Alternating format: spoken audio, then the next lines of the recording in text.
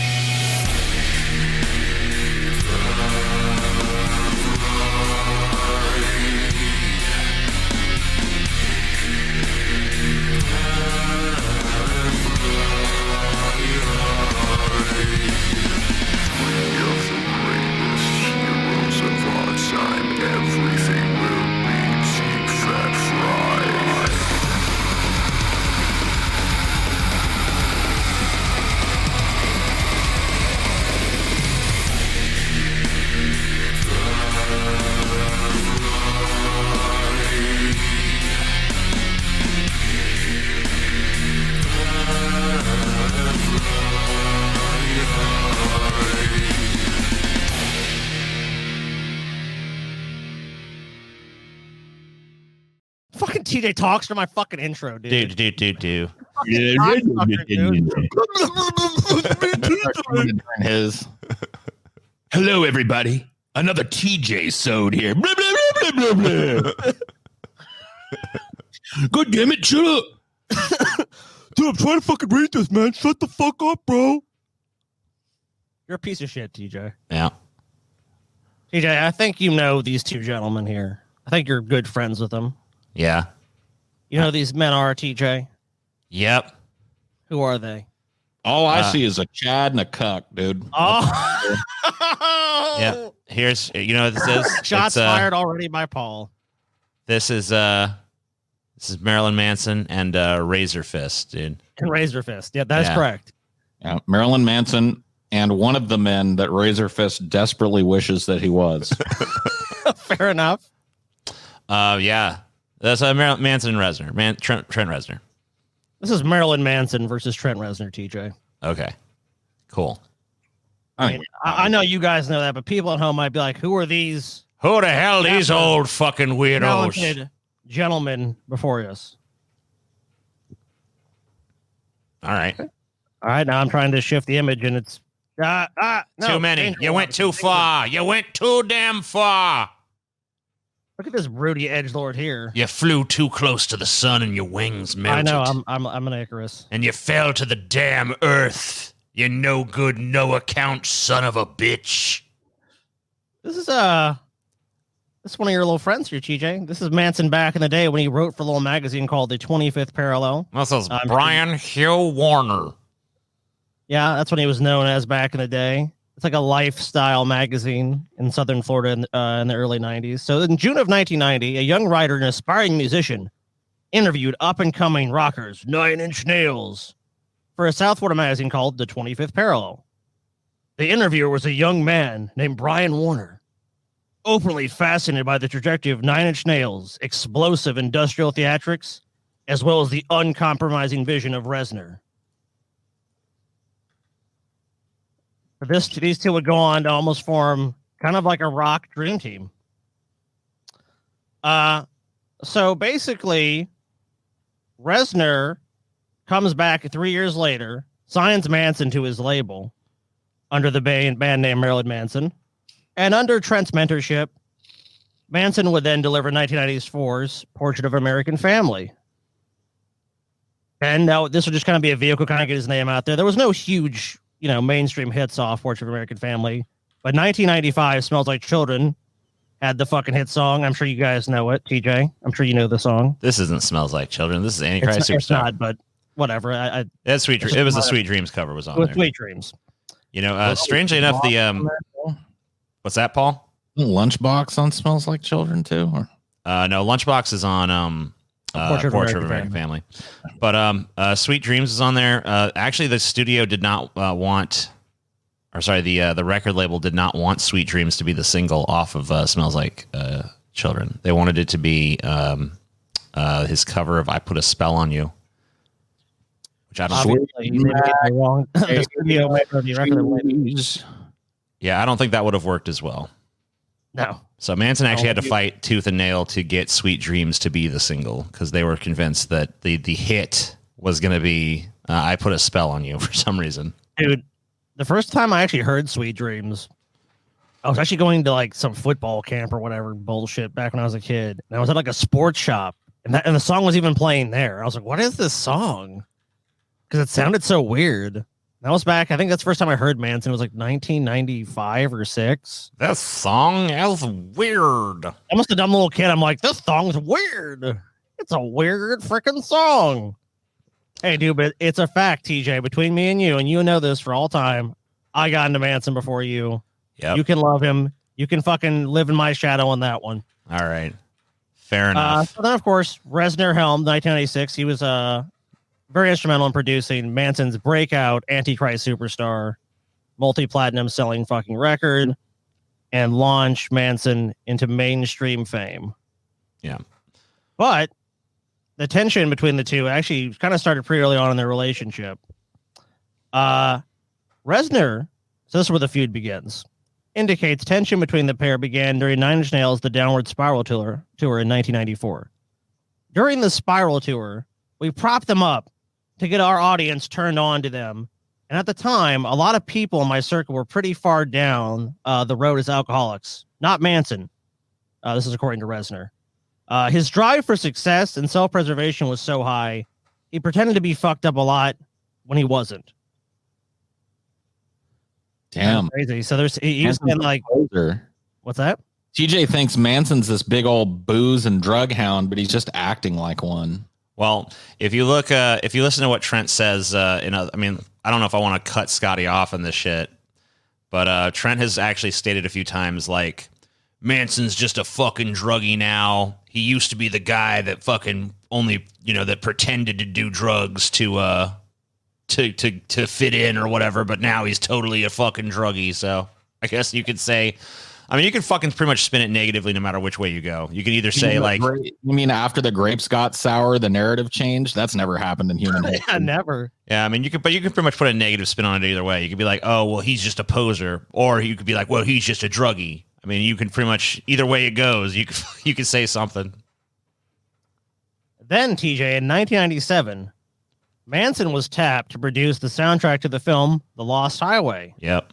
But it wasn't to be, because Reznor would end up getting the job. A move that Manson found hard to forgive. Smart move. So Reznor, like, Manson's like, yeah, we'll have Manson do it. David Lynch's like, yeah, Manson will do it. Then Reznor's like, bullshit, I'm Trent Reznor. And look, Reznor had the bigger name at the time. So, right. And Lynch, and David Lynch, I've even watched interviews researching this episode, said that he only met Manson through Reznor. Right. So it's kind of just like, oh, Manson's going to do the album. Then Trent Reznor's like, no, I want to do it. It's like, oh, okay, you do it then. Yeah, Manson had a song or two on there. I know Apple of Sodom ended up on the soundtrack, but yeah, he didn't produce it. Didn't he do I Put a Spell on You on there as well? He might have. But that had originally appeared on Smells Like Children, so. And I'm sure you guys probably know this, but Manson actually appears. Sort of appears. If you blink, you'll miss him. Well, here it is right here. Oh, actually, we should probably kill our cams. Okay. Before we do this. You should probably full screen it too. All right, I will. But let me go ahead and kill my cam. Now let's go ahead and do this. Y'all ready? I'm ready. I'm ready. Do it. Oh, sorry. There's no sound. I'm a dumb. Do we need sound? It's kind of weird. It kind of takes away from the atmosphere. But yeah, we'll just go ahead. Traue nahm ihm alle Sinne. So Manson was yeah, he's just kind of like there. This is it. Like, there's no context to this. That's Twiggy. Yeah. Yeah. It's Twiggy and Manson. Twiggy and Manson up in this weird movie. Doodle-doo-doodle-doo. Yeah. Like, you see actually the freeze frame here? One of the top comments was like, "Damn, Manson must have a big old dick." Oh, because the look on her face, she's like, like biting her lip and shit. Yeah. Twiggy's been down that road before, though. He's seen it before. He's all Twiggy's like, whatever. Mine's bigger. Maybe so. Let's move on to the next. So, a lot of clarity comes from their feud does come from Manson himself. So I'm now going to read a transcript. You mean the narrative? Okay, well, the narrative, whatever you want to call it. Gentleman and refused to mudsling. So the narrative. I'm pretty sure both these guys have done some mudslinging. You should judge for yourself. That's always my opinion, Paul. All right, let's hear it, or let's read the transcript or whatever. These are Manson's words. Obviously, I couldn't actually find the clip, and playing the clip probably would just been a copyright. So yeah, stupid Howard Stern. So this is Manson describing the falling out between him and Reznor. All right. We had a falling out, and I'll tell you what it was about. We were in New Orleans. New Orleans is, I will call it a sinister place. It's not on the barometer of good and evil. It's a sinister place. It's a very unusual place. It's an energy thing. I can't really describe it. I wouldn't want to stay there ever. We were very close, but he was a great producer, and he made that record happen. Antichrist Superstar. No doubt about it. Let me next picture. This is Manson from back in that time period. So we go to New Orleans, and we had a falling out at the end of the making of Antichrist Superstar. It was drug related on everyone's part. I won't incriminate him on anything. We're all on drugs, so to speak. Trent came to me and said, "We need to stop doing drugs." The very next day, I listened to him. He was my mentor, so I stopped doing drugs. Then things changed, and I was the nerd. At the time, I think there was a McDonald's sandwich that came out for adults called the Arch Deluxe.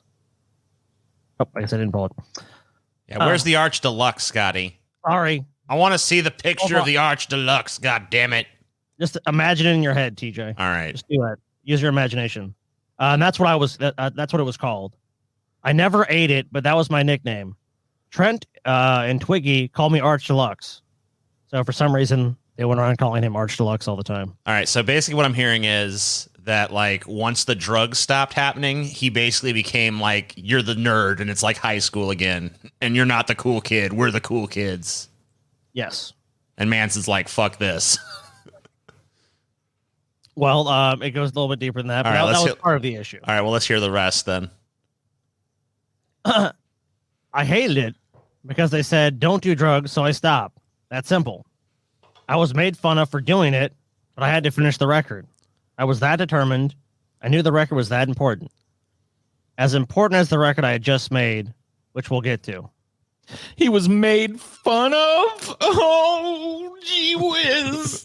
Oh, gee whiz. It's not that's not all of it, Paul, but I mean, hey, you want to interject now, go ahead. I mean, basically all I'm hearing right now is like, it was all Trent's fault. He's an asshole to me. Yeah. Which is the That's true why- story. It's the unvarnished fucking truth. Trent's just a dick, dude. That's why I picked these two. I didn't elicit such emotions from you guys. What emotions? I don't have no emotions. I'm an objective fucking party in this. Trent bully Manson. Manson's a head taller than him. Yeah, but Manson's but a gentle giant. A gentle giant. And Trent is a cruel little troll. That makes him cool. Why would you say that? He's a cruel troll. Awesome. He's a cruel little troll, man. Yeah. I guess someone like you would look up to someone like that, Paul. I would. Yeah, I would, and I do. Yeah, you're sicking me. Sicking me to the core by here's where being. the plot thickens, gentlemen. What's up? So I didn't speak to Trent because at the time, when you make an album, it's on a hard drive and it's also on a tape machine. This is 1996. Right. And I just remember when we got in a fight, he kicked me out of the studio, that he smashed the hard drive. So for many years, I thought the masters for Antichrist Superstar were destroyed. I just felt heartbroken and mad and never wanted to talk to him because I just thought, how would you destroy something that you also made? So that's a big part of like their falling out. Manson claims that he believed that Reznor destroyed the masters for Antichrist Superstar. Okay. Sounds like bullshit to me. We don't get any details on why this fight broke out. I guess Trent just decided to pull the fucking hard drive out and smash it on the ground. Well, I'll tell you, I know exactly the context of the fight. So Manson, of course you do, because Manson has Okay. Manson walked. Yeah, Manson walked in here. Listen, so Manson walked in the room and he's like, "Hey Trent, how's it going, buddy?" And Trent's like, "Fuck you, you piece of shit! I'm destroying the album!" And Manson's like, "No, get out of here! I irrationally hate you for no good reason." And that's how it went down. I know exactly how it went. I know exactly. Okay, Paul, what's your version of that? There's no other version. That's just the truth. I spoke the truth. Now you're gonna listen to Paul's lies. So go ahead. Trent was sitting in the studio booth, on an 18-hour marathon editing session to try and fix this horrible album that the druggy piece of shit Manson had squawked out. And Manson comes stumbling into the booth just as Trent is fucking pulling the hard drive out to put it in the case. And he goes, "Hey, Trent, what's going on?" And Trent said, "Marilyn, you're high." "But no, bro." And he said, "Be careful. I've got the masters right here, Marilyn." "Oh, master this bitch." And he slapped the fucking masters out of his hand and it broke on the ground. And then Trent said, "Get out of the fucking studio, you drug-ridden piece of shit. That's all my work for today." And that's how it went down, TJ. And you know it. That is fucking total bullshit. Trent is a hot-headed little fucking goblin. And he fucking smashed it for no reason, for no good reason. Spinning that drugged out heroin straw into bronze if he could, you know what I mean? Well, guys, it seems like maybe at that point the feud had started, but a few years later, so over the next 2 years, they kind of sniped each other through friends and the media and stuff. Yeah, a little pot shot bullshit. Yeah, but in 2000, they seemed to reconcile their differences, citing what they perceived as a threat to modern music. The resurgence of boy bands and the rise of new metal. They're like, we got to put aside our differences to save music. Hey, there's the Arch Deluxe. There it is. There it is. It's just a little late, but here he is. Hey, man, He is. How you doing, Arch Deluxe? Good to see you. Arch Deluxe, we hardly knew ye. And I miss the Arch Deluxe. Do you remember the advertising for the Arch Deluxe? They kind of really. They tried to market it as like their grown-up sandwich, right? So they had this thing where there was like this fucking grumpy ass old janitor that was like going around some kind of like fairgrounds or some shit, like cleaning up people's trash. And every piece of trash he picked up, he's like, "Damn kids, these goddamn kids, no fucking respect." He didn't say fucking, obviously, but no fucking respect, goddamn kids. And then he sees like an Arch Deluxe box on the ground. He's like, "Damn adults," because it's for adults, man. Or remember, a lot of 90s advertising was like, adults are lame. So it was kind of just like, The Arch Deluxe defied convention, and it was all like, it was like, "No, fucking kids are lame. Arch Deluxe is for grown-ups, bitch." Why would they make a commercial like that like insinuates that all their customers are just nasty fucking hillbilly litter bugs that just throw their trash on the ground in front of an old man's house? Let me ask you this, though. Are they wrong? No, but like, like idiots like to be condescended to, TJ. You know this. They don't like to be pointed out for the fucking pieces of shit they are. Look, the reality is that this was a short-lived sandwich, though. It didn't last that long. Yeah, no one wanted this fucking sandwich. No one cared about this fucking sandwich. And it fucking failed, TJ, because you got to get the youth, dude. Because kids are a fucking huge driver of people going to McDonald's. We all know that. Yeah, you notice you don't see any. You have nothing. They've never attempted to market anything to adults again in history. So it's because it was a dumb idea.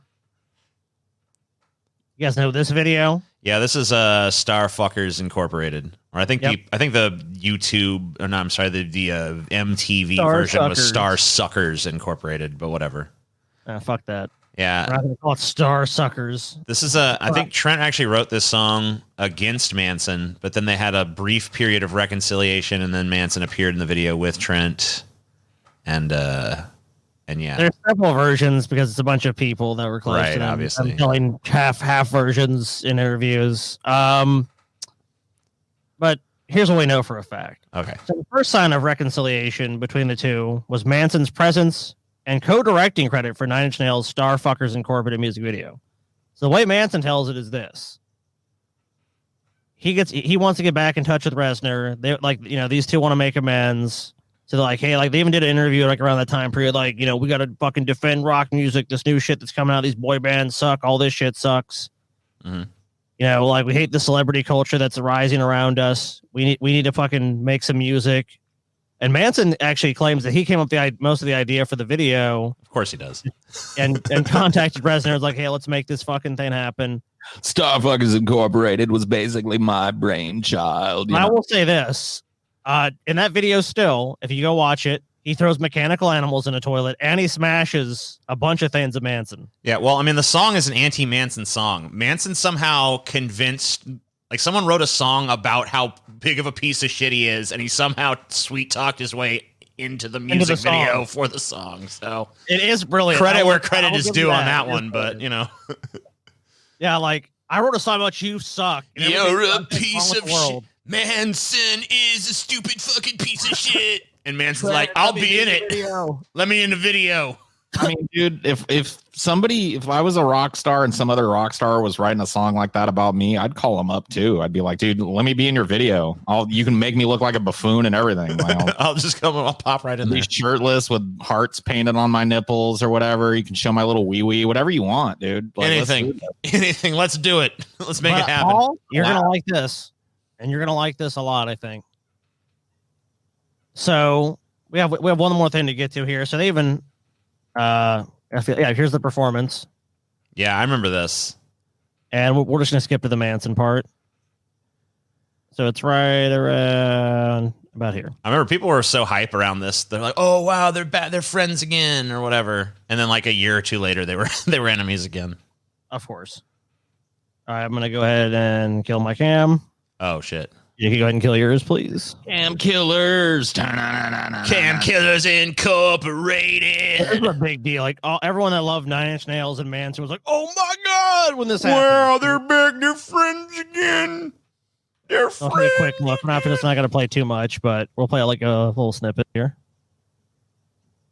Usually live shit is safer.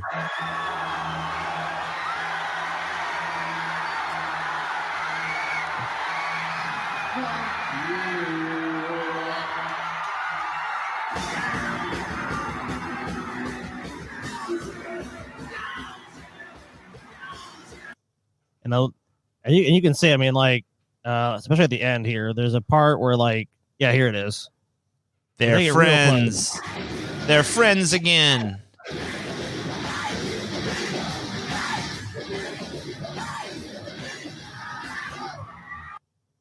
They're buddies, They're buddies again. but not. I mean, but Manson- not for long. I've only seen Manson in his celebrity capacity ever share the limelight with two people prominently: Trent Reznor and Johnny Depp. Yeah. That's really it. If any other thing I've seen him in, it's like it's all about Manson.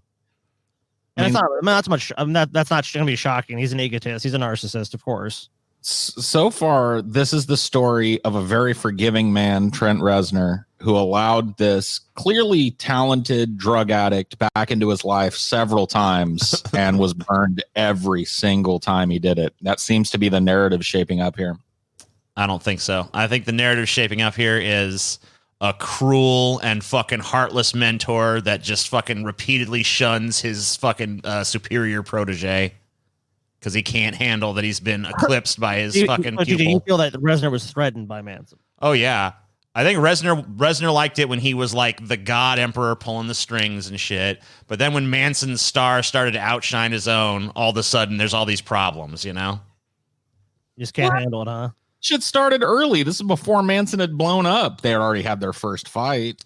They blew up right as they were wrapping fucking production on Antichrist Superstar, which clearly Trent's like, oh my god, this is better than any album I'll ever make in my life, and he cried, and that's why he destroyed the master. He's like, no, the world must not know that there's someone that my pupil has surpassed me. No. So as we just saw, The jealous mentor, sad to see. Okay, TJ. So, as we just saw, they performed in Madison Square Garden, New York City, and played Starfuckers Inc. and The Beautiful People Together. It seems like the reconciliation was there, guys. But of course, it was literally like a year later. They were already back to sniping each other in the press and shit. I remember this. It's all good things. It came to an end. It was inexplicable. Do you know the story about why they became enemies again? Because I never got that story. I knew all the shit you've covered so far I knew about, but I don't know what happened between them to make them hate each other again after this. You don't, TJ? So I do have some details on that. Okay. I did gloss over, but if you actually are interested in that, I can give you a little something. Okay, give me something, because I never did hear about why the fuck they unreconciled. This is again from his Howard Stern interview in 2017. Yeah.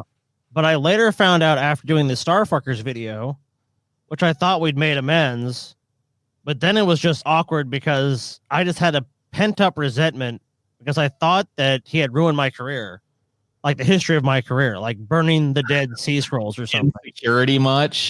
In fucking security much? So at this point, when Manson was actually starting to outshine Nine Inch Nails, and fucking Trent is nice enough to like make up with them. He's like, but I started to feel insecure, like he'd ruined my fucking bright, shining, fucking rising career. So I had to fuck him over one last time. You know? Damn, TJ, your narrative just went up in fucking flames, bro. That's why I said, well, actually, never mind. Doesn't matter. So of course it didn't last long. Reznor and Manson continue their feud. So, of course. Yeah, I remember Trent Reznor used to have this thing. I don't know if you pull any of these because this is really obscure shit. But did you pull any of his answers about Manson from his, like, remember Trent Reznor? He had this, like, thing on his website back in the day where, like, fans would send him shit. We have one of them here. Okay. Yeah. Okay. Never mind then. I'll shut up. Yeah, we did. I did pull that. So they're basically going through the press and websites. They're taking pot shots. Reznor has called Manson unhealthy to be around. Well, Manson doesn't understand why they're fighting, but adds that he's, quote, more dangerous than Reznor despite Reznor's muscle gain in recent years. It is widely believed that Manson's drug and alcohol consumption are a major factor in Reznor's unwillingness to reconcile with him. Yeah, because isn't Reznor, like, clean now? Or, like, last I heard he was clean. I don't know if he still is. Anyway, here's the next one. So in 2004, Reznor made a negative remark about Manson on a fan access questionnaire. I remember this. He was really into that, kind of like pushing the boundaries of like Web 2.0 and other shit. Whoa. Yeah, thank you. Thank you. Woo! Yeah, woo! Thank you, Trent. Thank you, Trent. Look over there. True friends stab you in the front. So this is a question. Can you enlarge it? It's a little bit. If not, are there certain songs that you would like to cover? You have always done incredible covers of other artists' songs. And this is answer from Trept, was Trent Reznor. Yeah. I was really hoping to do something unique and pertinent, like do an exact copy of Personal Jesus. But it was already taken. Shit. Damn, slinging fucking it's trying fireballs. Boom.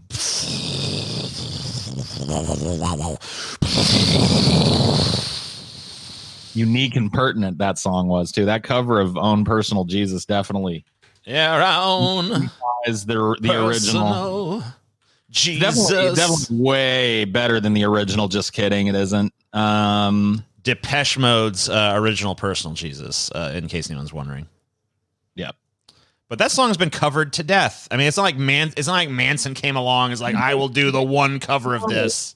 I think that was the point. There have been so many covers of it, and Manson put his own unique spin on the cover. Like it's a frequently covered song. Johnny Cash covered it. Marilyn Manson covered it. You cannot change. What's he gonna do next? Freebird? You gonna start doing Freebird at his concerts? I don't think Manson should cover Freebird. I think he should cover House of the Rising Sun, but that's just me. If I leave here tomorrow. No, I don't think Manson should cover that one, personally. Would you still remember me? Please don't let this happen. I'm starting to like this idea now. There's a lot of songs that Manson should cover. That's not one of them, in my opinion. I think. Well, what about "Take It Easy"? Manson apparently did a cover of that song like "Don't You Want Me, Baby." Don't you want with Shirley Manson from Garbage, but it never got released. I guess they said it. Cool. They said it sucked, so that's why they didn't put it out. But I guess it never came together. Hey, fair enough. I like Shirley. Manson has a lot of B-side covers, though. Oh my God, Manson has this really funny story about Shirley Manson coming up to him and like telling him like the history of like, let me tell you the history of our great Manson name and our tribe and stuff. And Manson like sits there and politely listens, and at the end is like, that's not my real name, right? And she's like, "Oh yeah, yeah." Well, just because you're a rock star doesn't mean you're brilliant. So in 2009, 2009, in the year 2009. Why no work, brain? What happened in 2009? Think of 9 Inch Nails, dude. I'm sorry. 2009 Inch Nails. Sorry. The feud, of course, continued. Yeah. In an interview with Spinner magazine, Reznor had so can I add something? I'm sorry, I don't mean to interrupt, but can I add something real quick? Because there was back in 2004 when there was that thing you showed from Trent's website where he used to interact with fans, where he threw the shade at Personal Jesus. Yeah. Which, by the way, I like both. I like every version of that song. But it doesn't it's a cover that doesn't really add much to the original. Right. I can see the criticism. I still like it, but whatever. I could see where Trent's coming from on that one. I'll admit, but there was he took another pot shot at Manson around that same time, like within like a few weeks of that one. Like he was kind of like, obviously it was something that was like festering in him or whatever. He was feeling salty.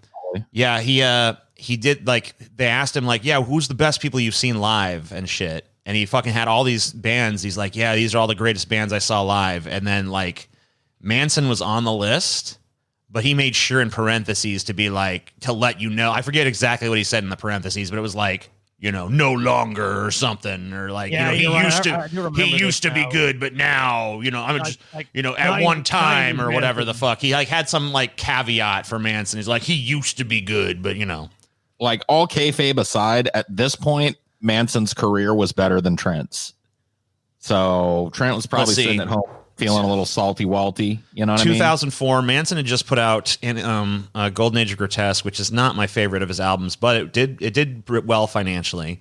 And what dude, I don't think you guys know this. What did Trent? What was With Teeth? I don't know what 9 Inch Nails put out around that time. Let me see. With Teeth came out in like 2004 or 5. Discography. Like, so it was around the With Teeth era. I don't know how that did. It might have actually sold better than fucking. Well, I will say this: Trent Reznor was in a bad way for a while because With Teeth opened at number 1, which is the same as Golden Age. I think With Teeth actually did a little better in terms of sales. So, they were both pretty comparable around that time. Yeah, I would agree to that, but I would say like Reznor was actually in financial dire straits for someone like that's considered rich. Oh, right. Yeah, that was around the time of his big financial problems with because like didn't he have someone steal from him or something, like some shitty manager or something? Mismanaged horribly. His accounts were pilfered. He was he was like down. He also started remember Interscope. He started Nothing Records. Right. And that failed. That closed. Yeah, because the only band he ever signed to that actually went anywhere was Manson, and everyone else is kind of really obscure. And of course, Manson left Nothing Records as soon as he could. Didn't it hang around as a boutique Interscope property though? With that he had, I don't believe Nothing Interscope for a while. Let's see. Nothing It Records. existed, I think, for until 2004 or 5, and then it folded. Nothing Records became defunct in 2004, so around the same time as like this drama was going on. Anyway, we've moved on to 2009. So go ahead, Scotty. Yeah, I mean, yeah, but Reznor was not in a great place when all that was going on. Right. Yeah, he got fucked out of like almost all of his money. I think he was down to like $200,000 or something like that. One in New Orleans, and he had $400,000. Okay. I know why he got salty at Manson again. Now now I know all the drama. Now that I know what position he was in and shit at this time. Yeah. He probably called up Marilyn and was like, "Hey, man, I hate to fucking do this to you, dude, but I'm in dire straits, dude. My manager pilfered my accounts. Could you float me a couple mil, dude? You know I'm good for it. I'm gonna win this case." And Manson was like, "Fuck you, bitch. You ain't getting shit. You can't have no money." Wouldn't even lend the man that launched his fucking career some money. But Paul, look where Reznor has landed. I think you like this picture. Yeah, of course. Yeah, he won that Oscar. Holding a nice statue, but we're not here to talk about his accolades. So, like I said, we said, but good job on that soundtrack. 2009, the feud continued, and this is what Reznor had to say about Manson at the time. He's a malicious guy and will step on anybody's face to succeed and cross any line of decency. Just like I've been fucking saying all night long. Seeing him now, drugs and alcohol now rule his life, and he's become a dopey clown. Mm-hmm. But Paul, Reznor is ready to accept his share of responsibility for the fallout. What a nice guy. Things got shitty between us, and I'm not blameless. The majority of it, though, was coming from a resentment guy who finally got out from under the master's umbrella and was able to stab him in the back. So, hey, fuck, just like I said all along tonight. But in fairness, Trent obviously is kind of stand-up guy, TJ, because he says this, however. Yeah.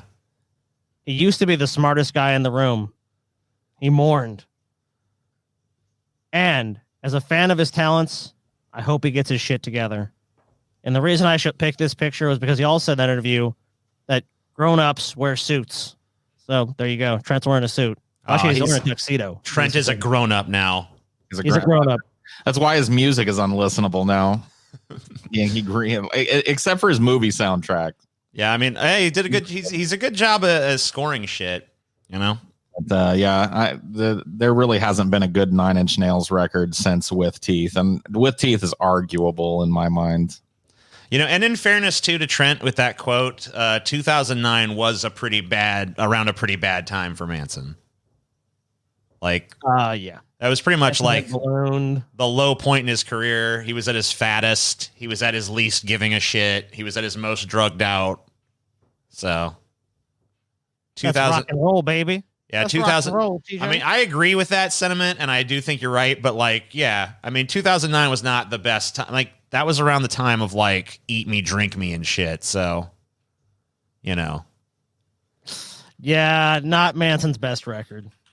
Of course, Manson had things to say about that, but not immediately, of course. And in a 2012 interview with Arizona Central, when asked about if a future box set was able to be released without any issues due to the failure of Nothing and issues with Interscope Records and Reznor, Manson stated, "No, that part of the whole deal on our end is through. The only unfortunate part of it is that some of the mixes have been destroyed. But he didn't destroy the mixes I care about. I don't have any bad feelings towards him. I really don't. He helped put me out to the world, and I went on my way, and whatever happened, happened. I don't think you should go back and fix things, and I have already been done anyway." When asked if there would be no hard feelings if Reznor and Manson did cross paths, Manson said, "No, I don't think there is tension. I don't think we ever really had a lot in common. We had a certain sense of humor in common. He was always more of a jock, and I was always more of a burnout." Does Manson have a 4 tattooed on his chest? No, he has kind of a weird variation of a swastika tattooed on his chest. Oh. It's not really like an actual swastika. It's like a swastika made of M's, sort of. Oh, okay. It looks like the number 4 peeking out from under his shirt there on the collar. Let me see if I can get a better picture of it so you can see. Yeah,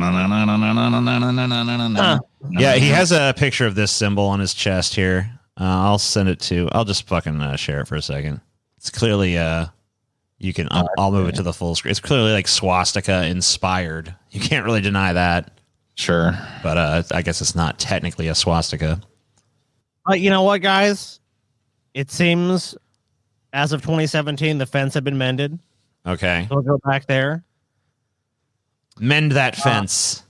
However, in a recent interview on the Howard Stern Show, Manson explained how the pair's friendship had now been mended. Trent ran into Marilyn Manson's band member Tyler Bates at something regarding scoring because he had done the Facebook movie, which I thought was an amazing score. So there you go, Manson's ball washing. And Tyler Bates, who was doing the Guardians of the Galaxy, I think the first one, Manson said. And he told me that Trent wanted to get in contact with me and gave me his number. And I talked to him, and he told me he had the Masters still, which made me very happy, but the anger was gone. And apparently they have discussed collaborating again in the future, stating that they have been speaking about things. I don't know what will happen. I would love to. Yeah. So Manson says they're open to They have not collaborated. 2017 was a while ago. I mean, dude. But, they fucking, they put their shit behind them or whatever. I mean, they're both. I believe they'll collaborate again. I really do. Unless one of them dies suddenly. They're pretty old at this point. It's kind of like, like maintaining some grudge from like in your 20s and shit is pretty fucking silly. It's at a certain point in your life. I think around 2021 or 2022, the stitches on the giant knife wound in Trent's back should be ready to come out, and that should be pretty much healed. So he should be good to take another one around then. Yeah, I hope Manson just stabs him in the back again, dude.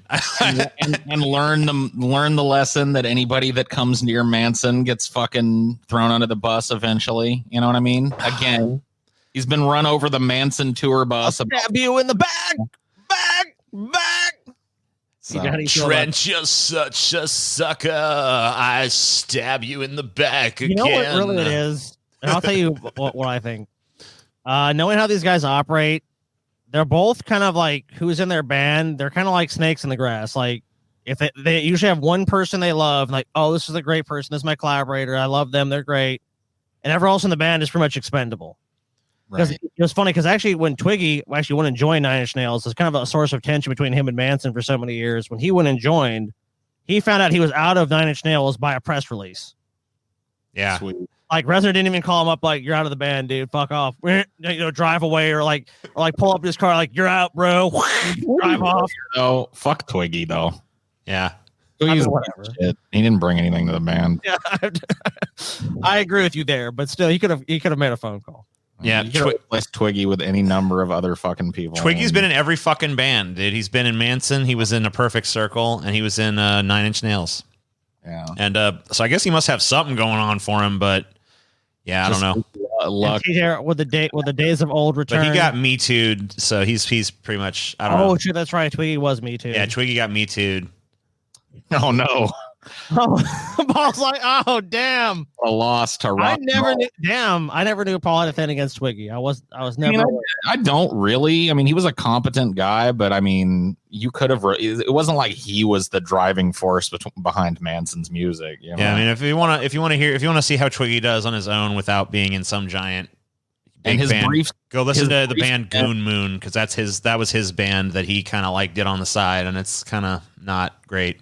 His brief stint in Nine Inch Nails was like not standout either. Like I don't know. I've never heard Twiggy in something where I was like, damn, fucking Twiggy's really fucking standing out on this track. He just, whatever. He's competent, I guess. I think that's what Manson kind of ended up realizing too. I mean, obviously, because the people he worked with since have been way more talented.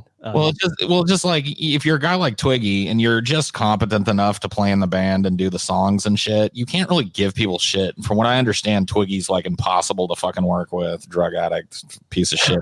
So, aren't we all? Like if you're just barely skating by, like you better be the nicest dude in the band. You know what I mean? You can't be Twiggy. Yeah, that's a good fucking point. You can't be throwing tantrums and shit. Nobody's gonna put up with that fucking shit.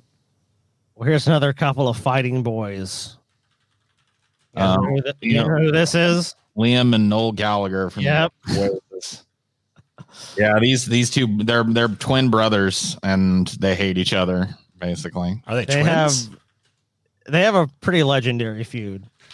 Like, I mean, like, you know, although, and it's great because they're brothers, because the vitriol and everything, you know, is real. It's just some like sibling thing that if you've ever had, like, if you're an only child, you might not get it, but if you have siblings, you know what I mean. Yeah. I don't know what the fuck you're talking about. That was just an example of it. You're a stupid sack of shit who doesn't know Yeah, a there you goddamn go. thing. Thank you. Just prove what I said. Thank you, TJ. Fuck you, Scotty. Now Son I of a bitch. know. These guys aren't twins, though, are they? Paul said they were twins. Are they twins? I don't think they're twins. But maybe. I don't know. I thought they were, but I don't know. Maybe they're not. Now I know all these little Zoomers might not fucking know who the fuck Oasis is. Maybe I'm wrong. Maybe they know it better than I do. All that old music is starting to become cool again, so maybe they do. So maybe they do. We don't know. But Cause the band maybe you're However- gonna be the one that has sold how many records, TJ? How many Yeah, records has Oasis sold? Is that what you're asking me? Yes, between 1995 and 2005, how many records do you think they sold? Between 95 and 2005. So that's okay. I don't know, a shit ton. I mean, they were super big. So your answer's a shit ton? No, I'll throw a number out there. I like that. I'll say TJ shit ton. Let me put that down. I don't know, Their first- 17 million albums. Yeah, their first couple albums had a ton of hits on them, so they had to sell a lot of albums. 17 million. All right, Paul, what do you think? 20 million. Not even close. 75 million worldwide. They were a lot bigger than I thought they were. That's the whole point. And has been cited by Guinness World Records as the most successful act in the United Kingdom between the years of 1995 and 2005. Damn, they were the new Beatles. But they just couldn't get along. They, Like Beatles. they really were, man. They were fucking selling like crazy. They were the fucking biggest band, pretty much at a time. They were the biggest fucking rock act in the world. On to the next one. There's them as little kids. They hated each other even then. Look at them. Look at them. Gee whiz. You fighting boys. You fucking fighting boys. All right, you guys got to vamp because I got to fucking take a mean piss. Go take that piss, Scotty. Always. You guys got to vamp. Vamp like you've never vamped before. You should have let me vamp during the Manson fucking... I don't know shit about fucking Oasis. I never liked their music that much. I knew Champagne Supernova and I knew Wonderwall, and that's pretty much it. There's Don't Look Back in Anger. I don't know it. I don't know it. Yeah. Do you know it? You know it, Paul. Yeah, so Sally can wait. She knows. Oh, it. yeah. You're right. She's walking on by. Yeah. Okay. Yeah. Fair enough. Well, goddamn. I don't know much about him though. I remember. I don't want to say anything. I don't want to say anything about specifics because Scotty might have covered it. But yeah. Well, I just remember like I wasn't really super into the band. Like I'd listen to them. You know, this was during the time when like you couldn't really have a playlist of songs and shit all that easily. Right. You listen to the radio and shit, and they were Yeah, all over the listen to- radio. Listen to the radio, listen to MTV a lot, and they were all over that shit. So I'd listen to their songs and shit, but I wasn't like I didn't go look into it. But every once in a while, like MTV News would cover like a big, you know, Liam and Noel Gallagher at it again, having a fight out in front of a pub. You know? I remember this being, I don't know if it's just because I was living in Louisiana a lot of the time and it's like the South and shit, but like even though these guys got radio play on radio stations around here, they also got shit talked constantly on the same radio stations. Yeah, I mean, they were shit talked pretty much a lot by all the way through their popularity. Like they were popular with the people, but like other bands didn't like them. Music review journalists and shit didn't like them. Radio DJs didn't like them. Yeah, Nobody liked them. Like who? Oasis. I was just talking about how they used to get shit talked all the time. I remember when Champagne Supernova came out, the DJs would constantly be like, "What the hell even is a Champagne Supernova? This song is retarded." Anyway, you guys seem to like it though, so here it is. Here it is again. Champagne Supernova, red the sky. I don't know what it is, but I can't help, like, when I think about Oasis, and I don't know if this is offensive. I don't know what word I'm supposed to use. I guess I'm not supposed to use retarded. I'm supposed to say, like, what's the new word? Mentally fucking, I don't know. I'm gonna use retarded because I don't know the word. Look, but I'm just gonna say that. I always just feel like the lead singer, and I forget which of the brothers it is. I always feel like he's retarded. I just feel like because he always sings like he is. I don't know. He doesn't have that British accent that makes you sound smart. He has that British accent that makes you sound like way stupid. There's like champagne supernova in the sky. You don't have a posh British accent. So I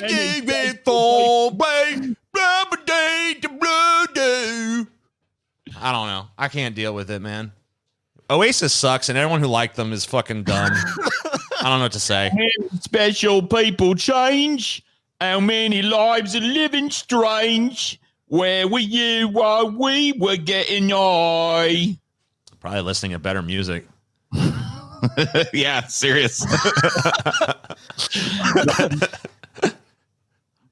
Dude, I like how the bridge has been formed. Like the first one, it's like Manson and Reznor, you guys are like apart, and it's like the hands come together. Like Oasis sucks, and the hands meet. I mean, I don't know, dude. Whatever. I mean, look, I lie and tell you I didn't like their songs back in the day. I listened to them and stuff. They're never a big Oasis. I never bought no fucking Oasis album or nothing like that. But when their songs came out on the radio, I wasn't like, oh shit, change the station or nothing. I mean, it was fine. Their shit was okay. Yeah, I liked Oasis. They were my favorite band because everyone knows my favorite band was 311. Soft rock, if you can tolerate some soft rock, Oasis, you do worse than Oasis for sure. Yeah. So when did this feud begin? I mean, they're brothers. So the 70s when they were fucking. I mean, basically when they were little kids. When they were fucking? When they were fucking. Last kids. Back when they was fucking. I mean, they're whoa, Paul. You got a sick mind, my friend. You got a sick mind. I just heard what you said. You heard what I said, but that's not what I meant. In your brain, you thought of something else, Paul, which I don't know why you thought of that. And jump to that conclusion, but that's on you. He's like, I don't know. So, by their own admission, the Gallagher brothers have been at each other's throats basically since they were born. You can, of course, chalk it up the usual sibling rivalry dynamic or a potent combination of ambition and ego. I mean, obviously, these guys are both fucking egotists. Of course. But the antics for which they'd later become known started early on. One example, and this is from the Oasis documentary Supersonic that was released in 2016. Liam reveals during one of their fights, one night I come in pissed. I just love British shit, dude. And I couldn't find the light switch, so I pissed all over. Oh man, so I pissed all over Noel's new stereo. It basically boils down to that. So he got drunk, came home, and was like, you know what? I'm just going to piss all over your fucking new stereo. What an asshole, dude. So, yeah, I mean, like, dude, I thought I had shit bad with TJ, but TJ, like, never came in my room and, like, pissed all over my TV. Like, yeah, dude, let me tell you something, Scotty. If you let me know if you get, like, a new stereo or something, dude. I'll come piss on it. Yeah, you got to. I actually just bought one. You want to come see it? Yeah, I'll come piss on it. You got to step up your sibling rivalry game, TJ. Yeah, I realized that as soon as you told that story. I'm like, man, I need to fucking go piss on Scotty's fucking like prized possessions more. You know what, TJ? I fucking threw piss at you. Yeah, you sure did. So, I mean, my game is pretty good. From last time I checked, I'm good, TJ. You threw fucking rancid old piss at me. You're a bastard. And you better yet, I threw your own piss at you. Yeah. Your own fucking piss, TJ. That's brutal. It's brutal, Scotty. Brutal. So, let's talk about the formation of Oasis real quick here. Okay. So, a band under the name Rain, the name was taken from a Beatles B-side, had formed, composed of... Wow, how appropriate is that? The entire band is basically just a Beatles B-side. Composed of vocalists Chris Hutton, guitarist Paul Arthurs, bassist, blah, blah, blah, who cares? They didn't work out.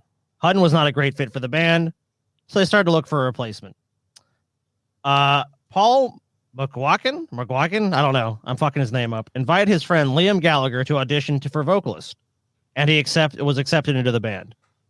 Gallagher had a tour poster in his bedroom of a band called In Spiral Carpets. Sorry, this text is really small. Which his brother Noel was a roadie for. On the poster, there were venues listed in Swindon, called the Oasis Leisure Center, which was one of the band's stops of the tour. Gallagher remembered this and suggested that Rain change their name to Oasis which they did. So they basically saw some random fucking sign or poster that says Oasis Leisure Center. Is like, let's call the band Oasis. And I guess they had no better idea, so they're like, all right, let's fucking do it. They actually found success pretty fast as far as musicians are concerned. So on the 18th of August, 1991, Oasis played their first ever gig at the Boardwalk Club in Manchester. In the audience was Liam's brother, Noel Gallagher. Noel did not think the band sounded great. However, he believed that he could take Oasis as a creative outlet for songs that he had written. So Noel's like, hey, wait a minute. This band fucking has potential, but I need to be helming this band. I need to control the creative direction. So he asked to join the band on the condition he become the band's lead and sole songwriter. And also under the condition that the band would continue be committed to pursuing success. As the band only had, basically at the time only had 4 songs, they accepted. And he basically wrote a ton of the material. So at that point, they're a struggling band. They only have 4 songs. He comes in and is like, look, your guys' songs suck. Let me write all the songs. And they're like, okay, we can't do any worse. Let's fucking do this. We actually have a photo from their, I pulled it. This is a photo from their first gig. I can almost see it. Oh, there we go. Wow. Jeez. They look amazing. Yeah, dude. But destined for success, TJ, because as we know, it wouldn't be that much longer that they would go on to worldwide stardom and fame. Still less cringy than Manson's first gig, though. Multi-platinum, TJ. Multi-platinum recording artist Oasis right here. Yeah. Oh, you mean the more Manson's at that record shop? Yeah, the fucking the picture from Manson's first concert, like he clearly was not like he hadn't mastered the art of like costuming himself yet, and so the costume was totally wearing him, and it looked fucking really really bad. He was wearing like the Cat in the Hat and shit. It just looked so fucking horrible. It was a cringy door. So I was down at Swindon's the other night and saw this band Oasis. If you heard them, a right cracking band they are. Reminded me right off of the boys, you know, the Beatles. Yeah. I love when Paul fucking puts on his fucking, I don't even know what to call it. It's right. It's okay.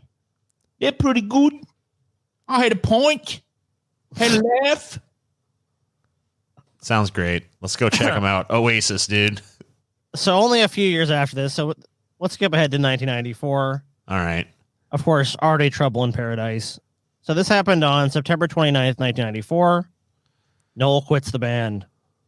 On September 29th, 1994, Oasis played at the Whiskey A Go-Go in L.A., super famous rock venue. Yeah, I actually roadied for a band that played the Whiskey A Go-Go once and famously got called a loner and a loser by Anna Nicole Smith. Yeah. And but you got the last laugh on that one because she's dead. Yeah, because that dumb bitch died not too long after that. So fuck you, bitch. Hell. At least I'll be alive in a few years. You know what? My biological functions will not cease to operate in acceptable parameters. How about that, motherfucker? Who's the loner now? Grave. There's kind of a rub, though, for their show at the Whiskey. They thought they were taking coke, but they actually snorted a bunch of crystal meth. Oh, shit. That's not good. So this is from Liam Gallagher. What's that? I could see how this could happen in California. See, they just didn't know. They didn't know that, California was a hive of meth, and they just saw some white shit, and they were like, oh, yeah. Give us some of that, love. Did they turn into a speed metal band that night? According to Liam Gallagher, we all thought it was coke, and we were doing big fucking lines of it. The band was up for days. Oh my fucking god, dude! That's a nightmare. We did lines and lines of fucking meth, dude. Yes. Until someone's all like, "Man, you guys really love meth," or something like. They're like, "What meth? Huh? Oops!" It's like what? And then they're fucking. I mean, they're lucky their hearts didn't just explode. I mean, they're pretty young. Yeah, still. Can you fucking snort crystal? Yeah. Oh yeah. Oh, okay. I grew up around a lot of it, and everybody I've known has smoked it. I think it's well. I mean, they thought it was coke, So right. I'm sure if they had. I mean, let's be honest, they're rock stars. They probably would have smoked the fucking meth too if they had known. I don't think it really makes much of a difference. But yeah, the Whiskey A Go-Go is definitely the place you go to do meth accidentally, though. I mean, yeah, if there's ever a place like, oh man, remember the time we accidentally did meth at the Whiskey A Go-Go? No one's going to. All right, so I'm reading about snorting meth at drugrehab.com. It says snorting meth produces a long-lasting high as opposed to the quick rush that a person gets from smoking or injecting the drug. Got it.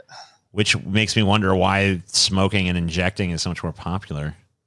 Maybe because maybe the high is just not as good or whatever.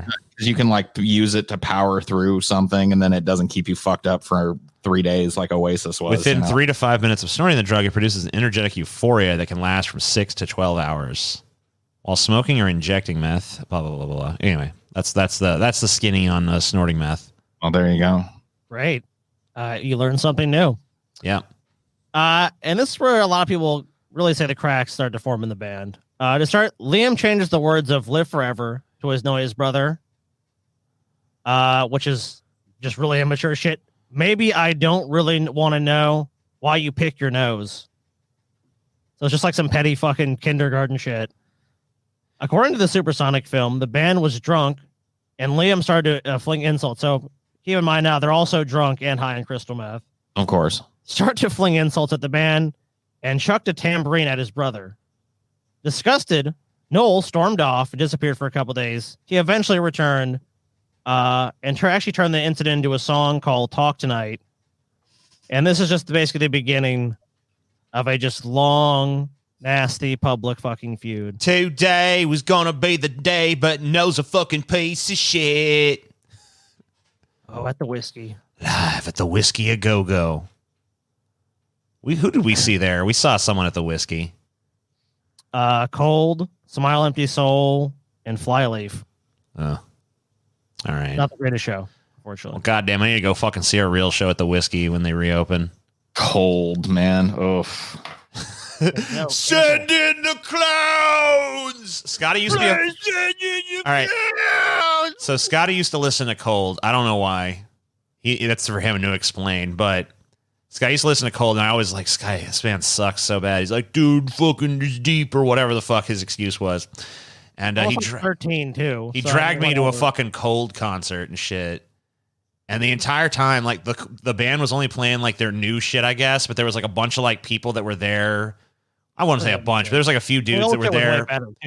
There was dudes that were there because like I guess Cold had done some like harder shit earlier on, and like a bunch of these dudes were there like fucking screaming for them to play like their old hits or whatever the fuck. And there was this dude there that just kept saying like, "Send in the clowns! Please send in the clowns! Please send in the..." Like all night. The entire night. All fucking night. "Please send in the clowns!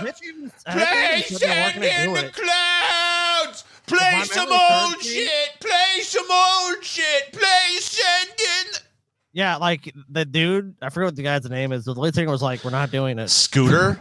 Isn't his name Scooter? Yeah, it is. Yeah, you're right. That's what his name is. But yeah, he was like, "We're not playing it." Dude did not stop the dude. Yeah, the dude's. So this is in 1995. We're about to skip to, and this is they call the cricket bat incident. Okay, that sounds fun. Does someone get hit with the cricket bat? Yes. Awesome. So during the recording of the second Oasis album, "What's the Story?" Morning Glory in Wales, Liam brought a group of people back to the studio while Noel was trying to work. Noel responded to disruption by reportedly hitting his brother over the head with a handy cricket bat.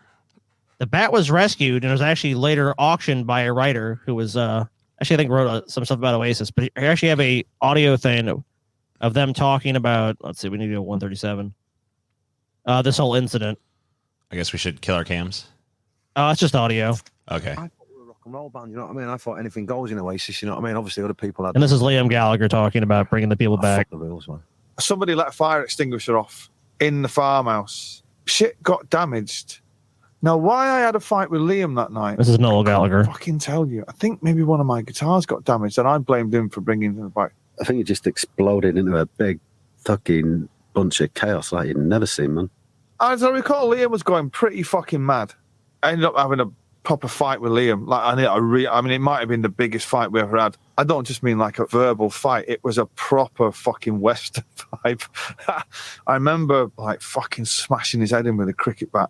I can't remember the fight. I remember being a drunken, fucking fueled, like mayhem. You know what I mean? Shit was getting damaged. There was like fucking smashed windows and shit. The whole studio got smashed to pieces. The fucking living room, the TV, everything just got fucking blitzed. I vividly remember there being like awful chaos. Okay, so is it weird that this story makes me want to party with these guys real bad? You know what it makes me? No. It doesn't. It's not weird at all. My reaction is like, man, I wish you guys would have put some of that fucking like crazy aggression and shit into your music, because I'd probably be a bigger fan of fucking Oasis. see, that's why, like, Manson in his real life is a pussy, and all the aggression comes out on stage. Liam and Noel are like the inverse. See, I see. All the aggression comes out in their real life, so the pussy goes to their music. You know what I mean? Oh, I see how it works. Okay, fair enough.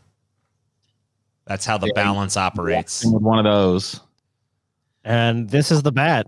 which only a fucking British person would have just laying around their fucking house. You know what I mean? Yeah. Cricket bat. Ugh. This looks like a sex toy, honestly. This doesn't look like a sports implement. And this item actually was sold.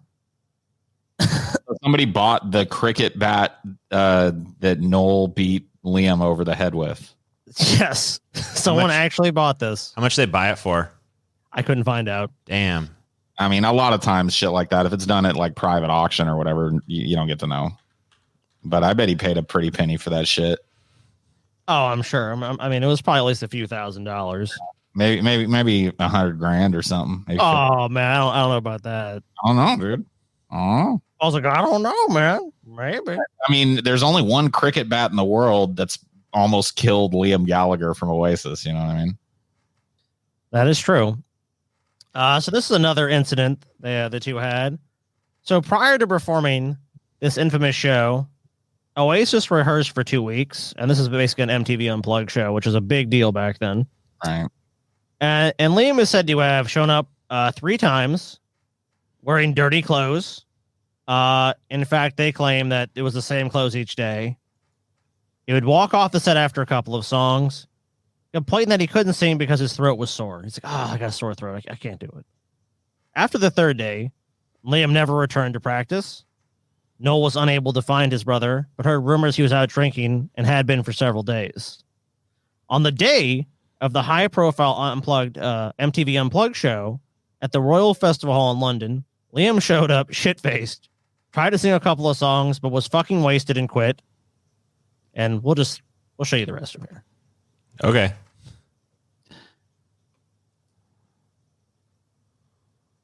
When Oasis did their Unplugged, lead singer Liam Gallagher blew his chance to shine and handed the spotlight to his songwriting brother Noel.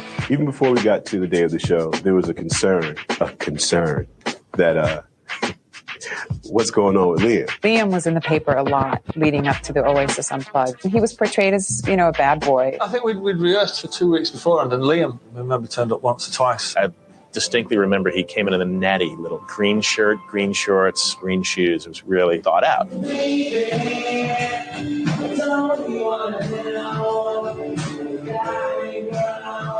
At some point during the song, Liam would kind of point to his throat like, I can't go on anymore. And Noel would start singing, and Liam would walk off, and the rehearsal would continue to go on.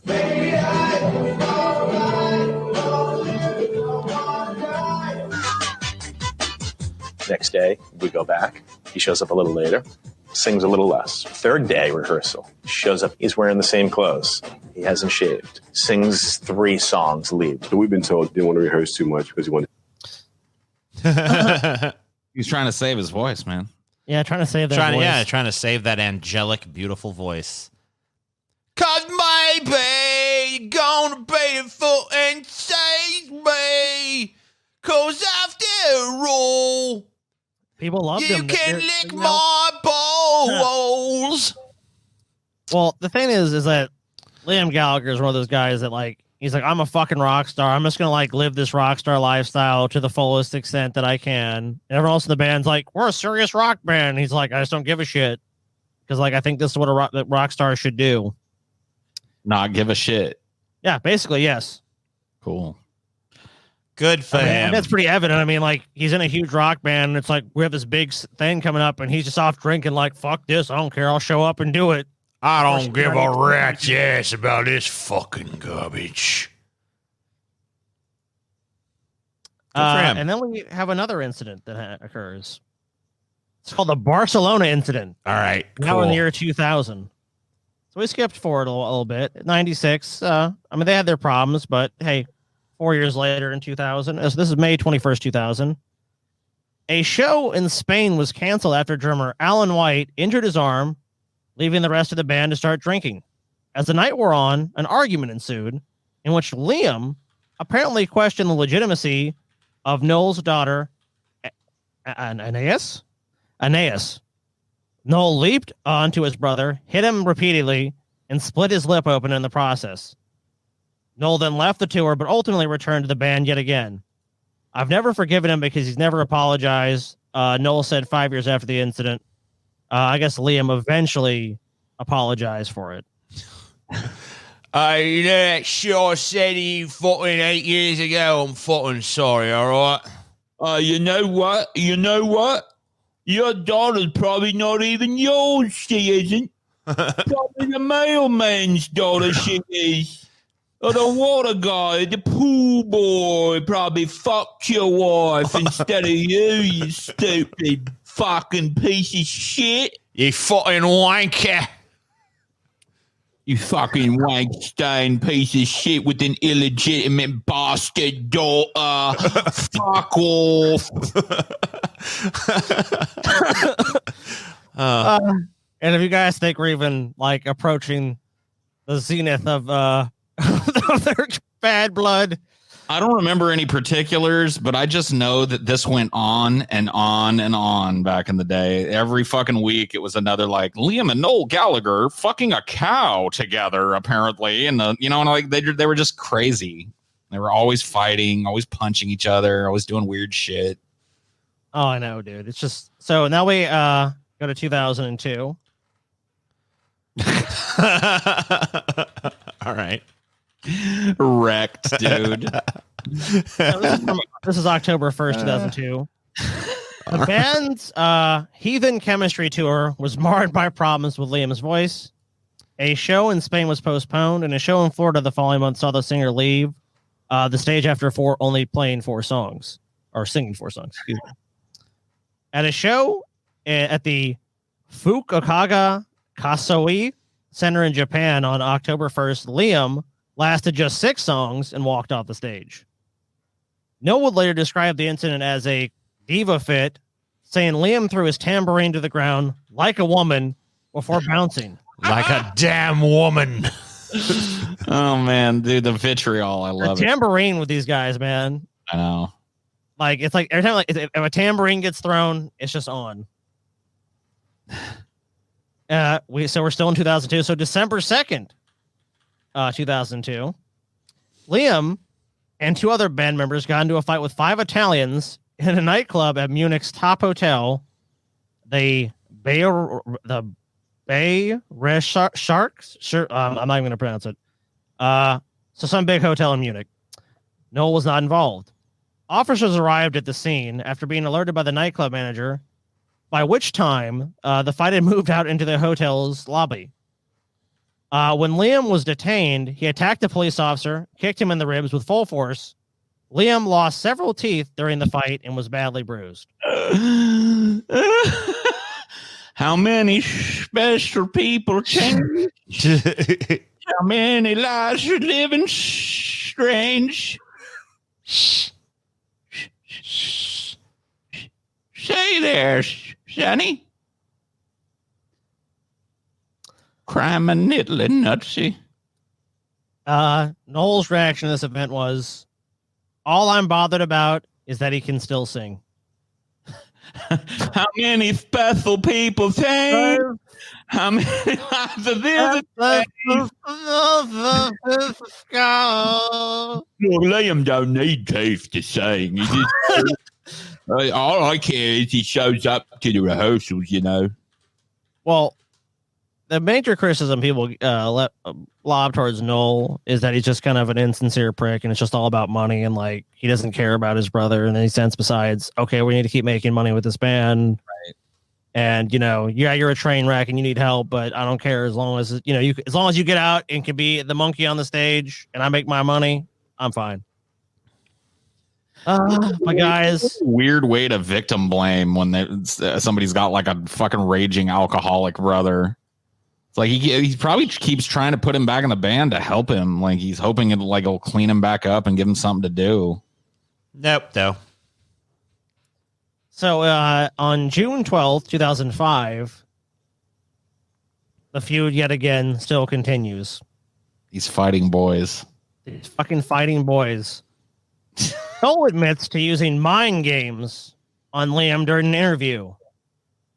I can fucking play with him like a slightly disused arcade game. At the Heineken Jammin' Festival in Imola, Italy, Liam left the stage during Champagne Supernova. In an interview with Spin magazine in October that year, Noel said his brother said this of his brother.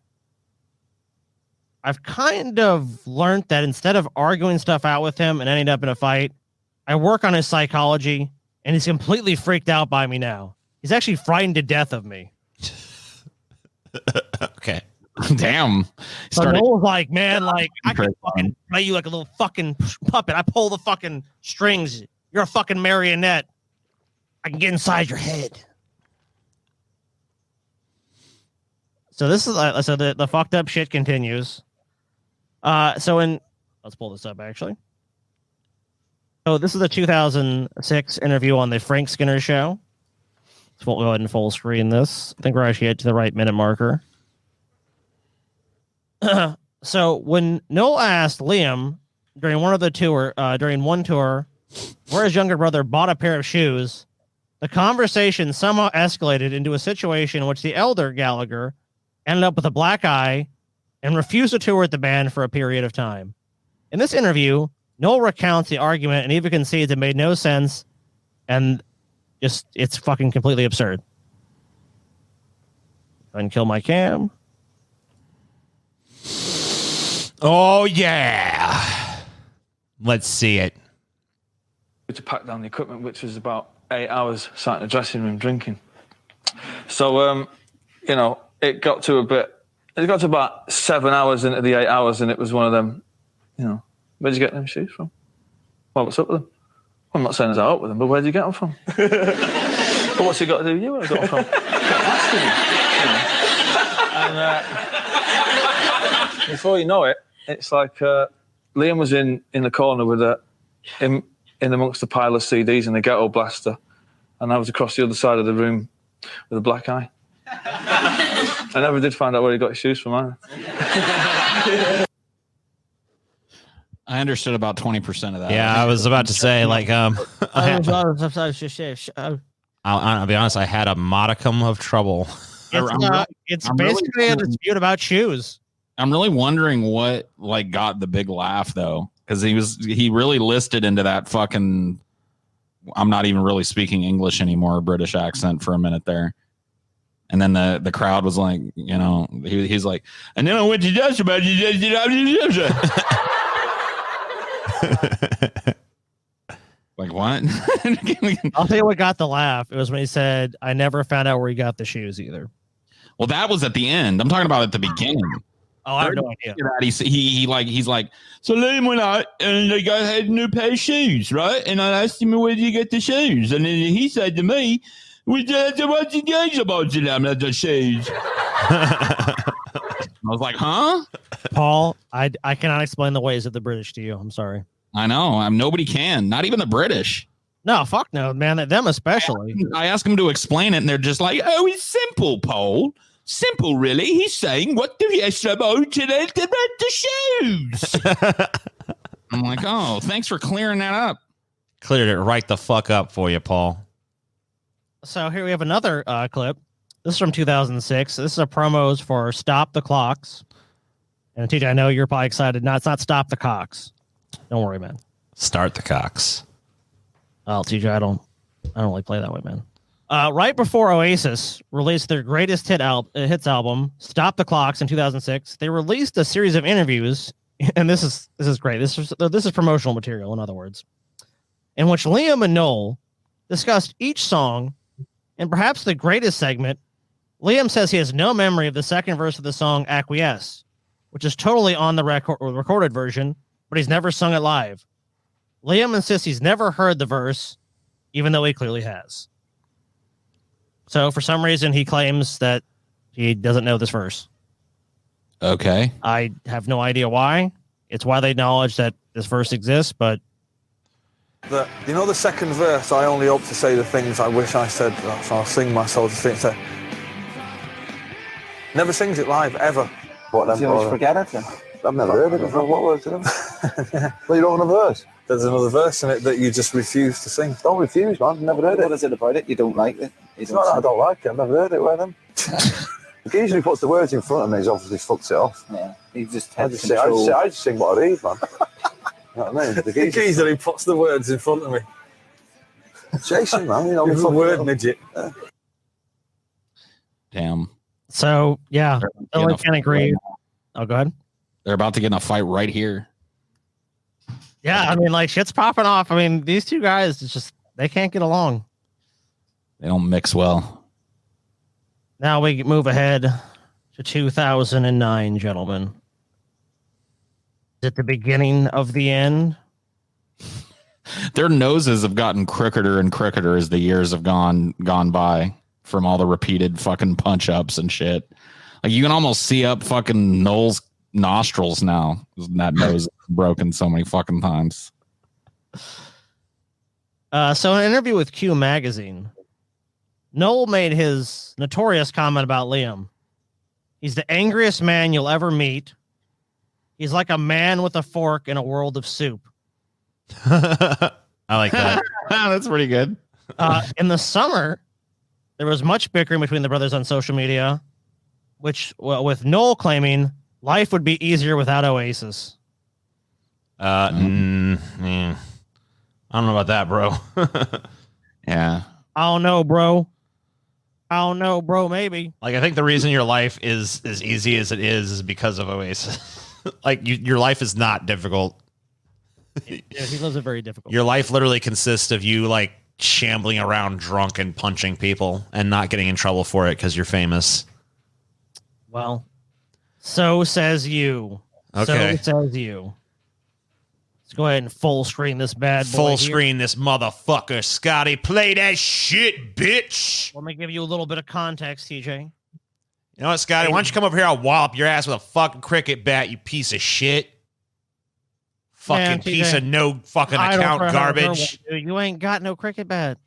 Oh, I got one. Well, go ahead and you know what? While we're doing this, I'll wait for you. Go ahead and go grab it. Don't you fret and don't you frown. TJ Claus is coming to town.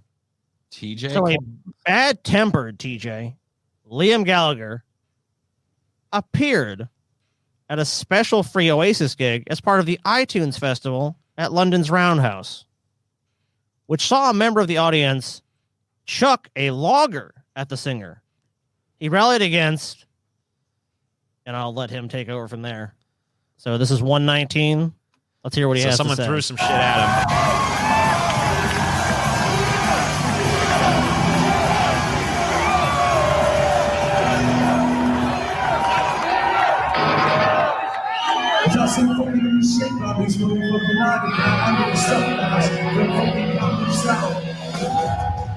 Oh, yeah. Oh, yeah. Okay, so yeah, dude. It made perfect sense, right? That was crazy, dude. My favorite part was when he was like,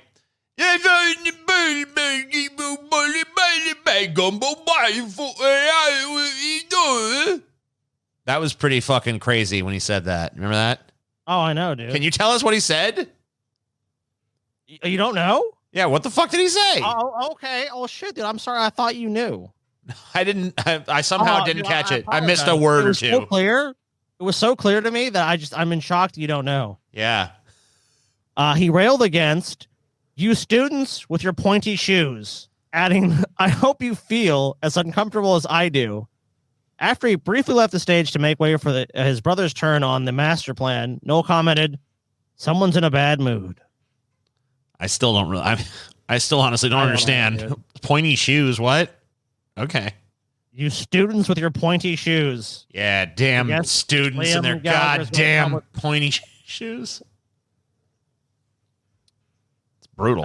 So this is during an acceptance speech at the Brit Awards for an award honoring What's the Story, Morning Glory. Liam thanks everyone in the band except Noel, and then throws the award to the crowd. You can't make this shit up.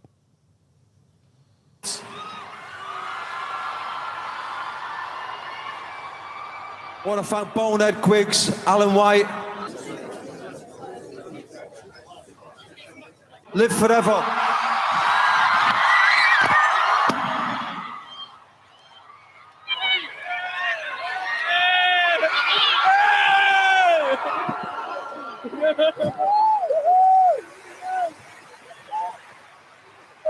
They just gave it away to somebody. Yeah, he literally just tossed the award to the crowd. Cool. That's pretty fucking rock star shit right there. I ain't never seen no rock star do that before. Yeah, I mean, if you got to give him credit, you got to give him credit for that. That's a level of rock star that I've yet to see. Comes to the award ceremony. Like, usually they just don't show up or whatever if they want to be rock stars about it. You know what I mean? But he showed up and just threw it in the crowd. Oh, yeah, fuck that, dude. And this is Noel Gallagher details Liam Gallagher fight that broke up Oasis. So eventually, these two guys, after being each other's fucking throats, I mean, basically their whole lives, and now since the band formed in 91, I mean, about 18 years, according to this article, they finally, like, things did not fucking work. With over 70 million records sold, I heard 75 million. 8 #1 albums in the UK, and more NME and Brit Awards that they could even carry. Oasis was perhaps... Oh, that's why he tossed it, Paul. They got more than anybody. Got it. Guys like, I don't need this. This is a fucking paperweight. Oasis was perhaps the greatest, most consistently successful English rock band since the 70s. And like any great rock band, they hated each other's guts. After 8 years of a tumult, a brotherly rivalry between guitarist Noel Gallagher and Tripwire Combustible Liam, I love the language there, amplified for the world to hear, the band finally called it quits in August 2009. Aw. Yep, they could. That was when they couldn't work anymore. 18 years of fucking hating each other. That's basically like, dude, if one of them had a kid, you'd be an adult. Well, I hope they don't look back in anger. It came after a massive explosion of tempers in their dressing room at the Rock and Scene Festival in Paris, France, leading to their canceling of their set moments before they were supposed to go on stage. So, I mean, they prima donna. They're like, you know what? No, we're not doing the show. Show's not happening. We're done. Fucking done. Ain't gonna be fucking... You think we're gonna have a show? Ain't gonna be no show.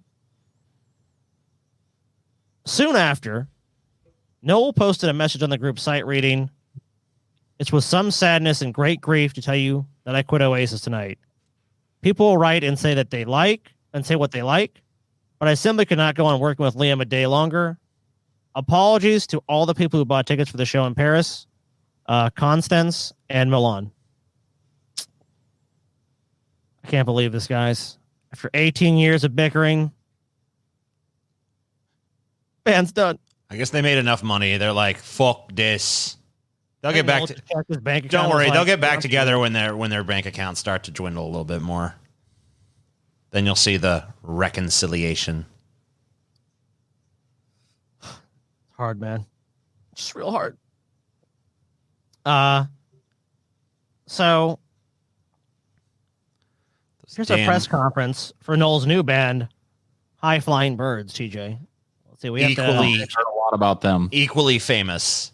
Yeah, I heard a lot about High Flying Birds.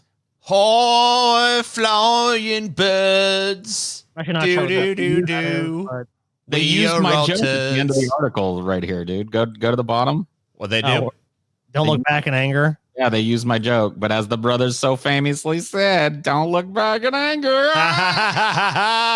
Right for the fucking Guardian or whatever the fuck this Yeah, is. Paul, you're qualified to be a hack fucking journalist.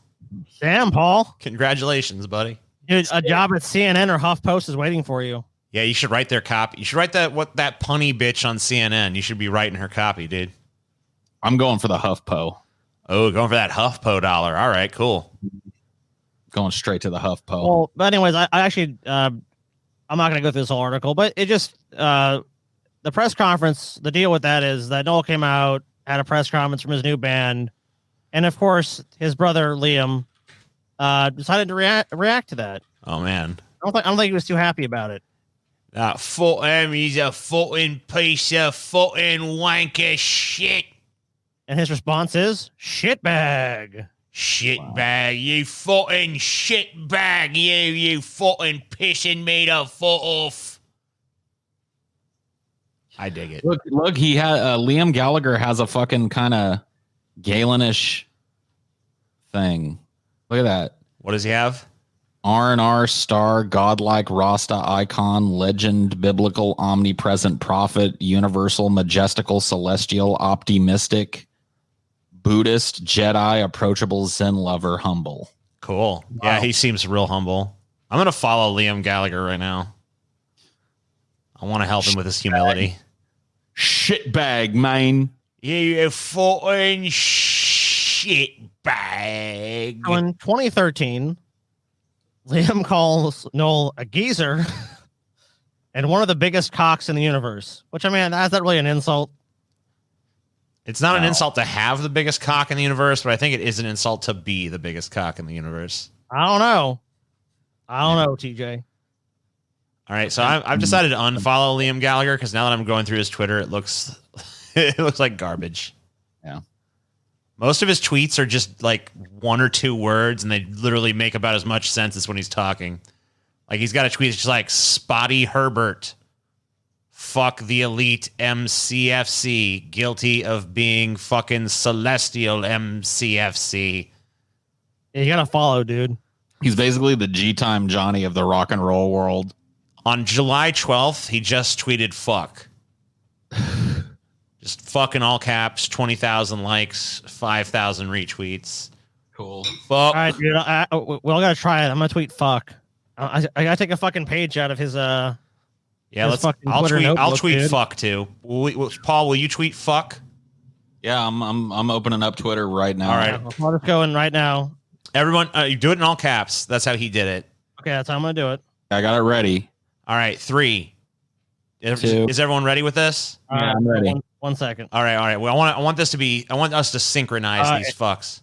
Is there anything besides fuck? No, Just write the word fuck in all caps, no punctuation, nothing. Okay, got it. Ready. 3, 2, 1. All right. Tweet was sent. Let me go Hell verify. yeah.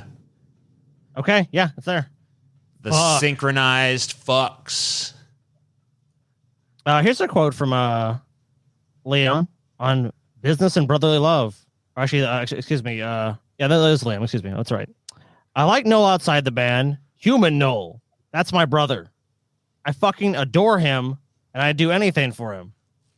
But the geezer that's in this fucking business, one of the biggest cocks in the universe. That's the full quote. So you would think, hey man, at this point the band's been broken up for like 4 years. But no, in 2016, the bullshit continues. Potato. I love it. After declaring fuck Oasis, Liam tweets a photo of Noel alongside the word potato. Noel responds, I guess it's about him staying relevant. As if either of them have done anything fucking worthwhile since Oasis at this point. Yeah. Their newest projects are both really good. Wait, what are they doing at this point? The question to you guys: does he look like a potato? No, but it's still funny. Well, 7.2 thousand people liked it. So he looked a little bit like a potato, honestly. Yeah, but I think it's more just the insinuation. I think you could put any fucking word there and people would be like, all right, I can make it work. Like if you put cauliflower or something, you know, you can make it work. So let's move a little further ahead. October 2016. At the premiere of the Oasis documentary Supersonic, Liam says he's open to an Oasis reunion. Then, when asked if Noel will be in attendance, he replies, "Oh no, he won't be here. He's in one of those really, really, really, really, really, really, really, really big houses. Probably eating tofu while having a fucking face peel. Isn't that right? Man of the people." Wow. Salty as fuck. And here's a photo from that premiere. Here's Liam. Still rocking the same haircut, it seems. Or lack thereof.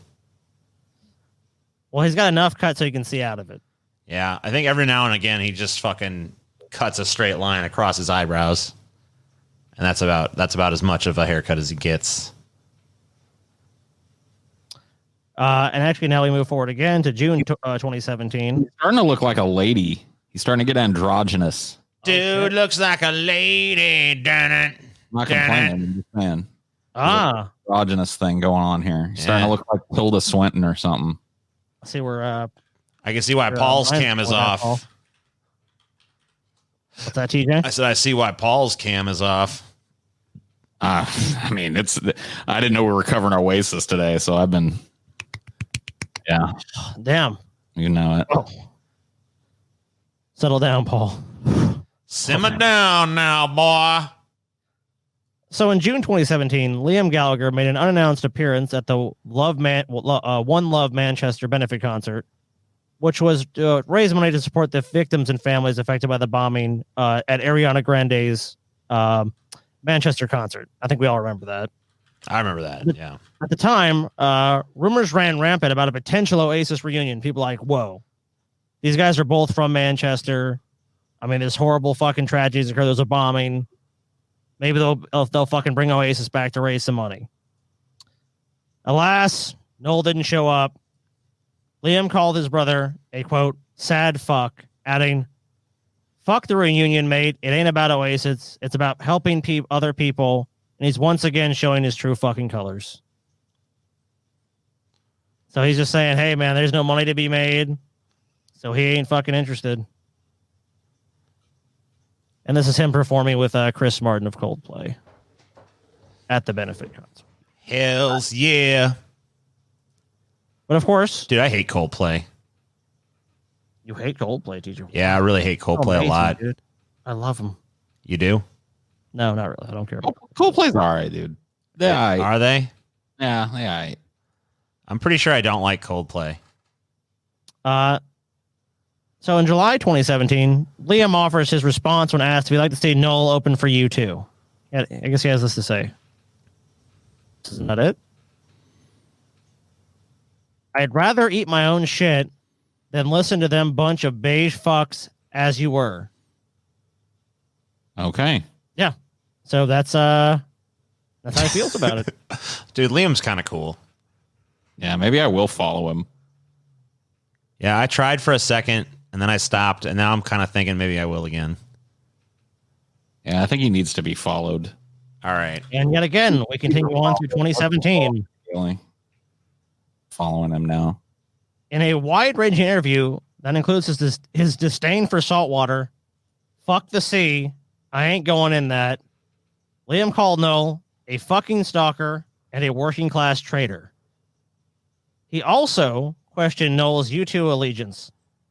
I have never heard him play one fucking U2 song, and believe you me, I was there at the beginning and the fucking end.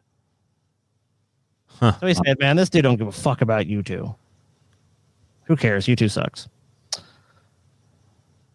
So a mere, let's see, month later, 4 months after being slammed by Liam for not appearing at One Love Manchester, Noel headlined a benefit concert at Manchester Arena, the site of the bombing.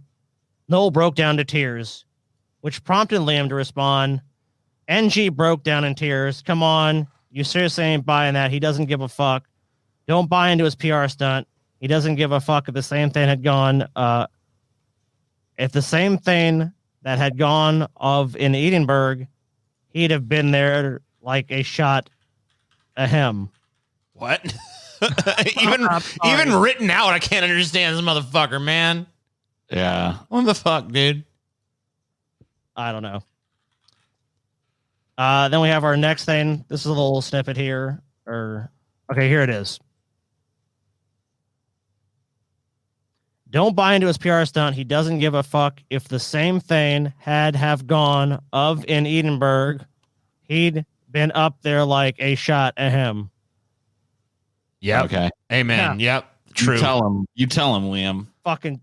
Let me tell you something. I don't know much in this world, but I do know that is fucking the truth, man. Whatever that was the truth. That was fucking legit. True. I can't even fucking decipher it. Oh, yeah. My brain isn't prepared for that much truth. It's beyond anything you've ever fucking begun to imagine, all right? Kill your cam, TJ. Sure thing. I was about to ask him, like, is this a real feud? I mean, is it not just like a publicity stunt? Is this actually good? No. How real is that? Is that like a game and then you snap each other on Twitter and then you phone each other up afterwards and have a laugh? Yeah. Oh, God, no. That's well for real, man. Is it really? Yeah. We don't like each other, man. A lot of people think we're waiting around, you know what I mean, for like a few more knots on the end for the thing, but they've already offered us like loads of money, like millions and millions, but not about the money, is it? You know what I mean? Dude, he's sweaty. Sweaty. Why is he so sweaty? He's sitting there next to Chris Rock, too. Did you see that? Yeah. Chris Rock looking all uncomfortable. Maybe he's nervous. I would be, too, if I was next to Liam Gallagher. You never know what's going to happen. You might catch a cricket bat. So let's skip ahead to November 2017. The high-flying Birds performance on Jules Holland becomes noteworthy when a member of the band clips scissors in the microphone. Liam was asked about the addition to his brother's band, and soon enough, he put a call out for a unique band member of his own. I'm looking for somebody to peel some spuds live on stage tonight in this gig at Bethnal Green, he wrote. Must have own peeler. Sure enough, potato peelers started showing up at Liam's shows. When asked about the scissors, Noel admitted he knew it would drive his brother nuts. It's almost like saying she's snipping away at the last ribbons of Liam's sanity, he said. So he's still just playing psychological games with Liam. He still he did this because he knew Liam would see it and it would drive him insane. Still fucking. Else? I mean, he admitted to it in that interview. He's like, "Yeah, I'm just playing fucking mind games at this point." Poor Liam. So I stand with Liam, dude. Here's actual footage of someone bringing the potato peeler to one of his concerts. This is a super quick one. So.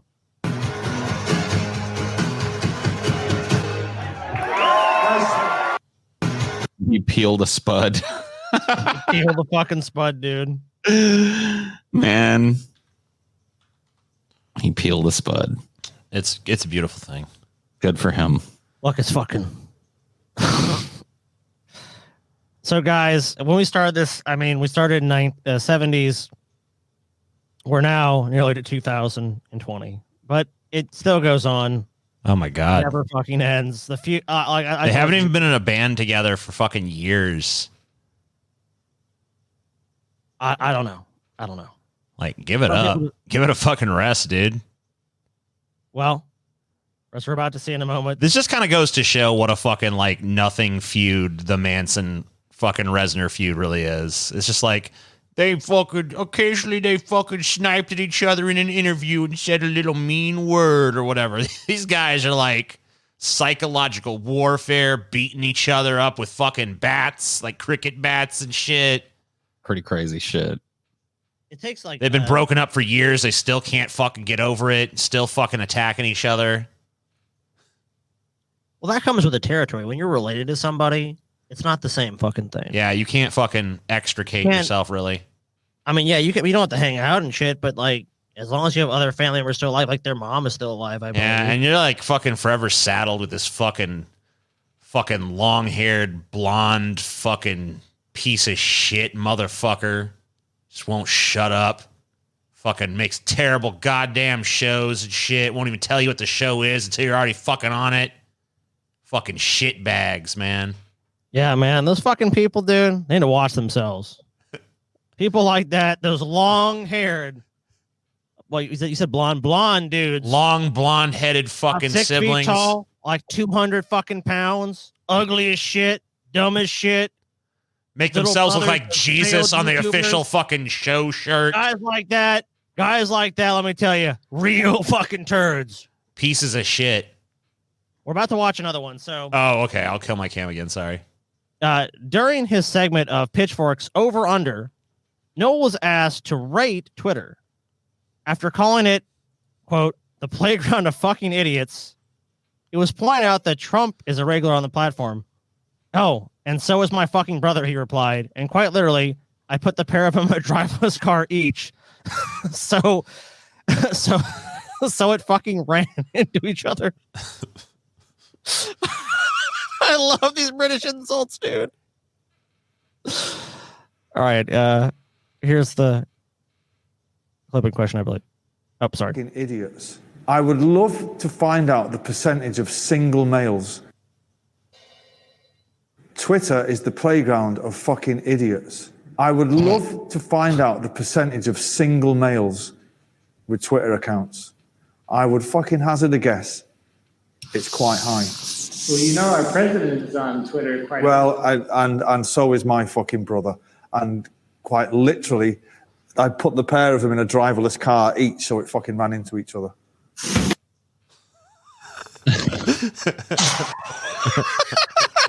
Why not just put both of them into one driverless car and have it drive over a cliff or something? No, he wants them to be in one driverless car each and then crash head on into each other.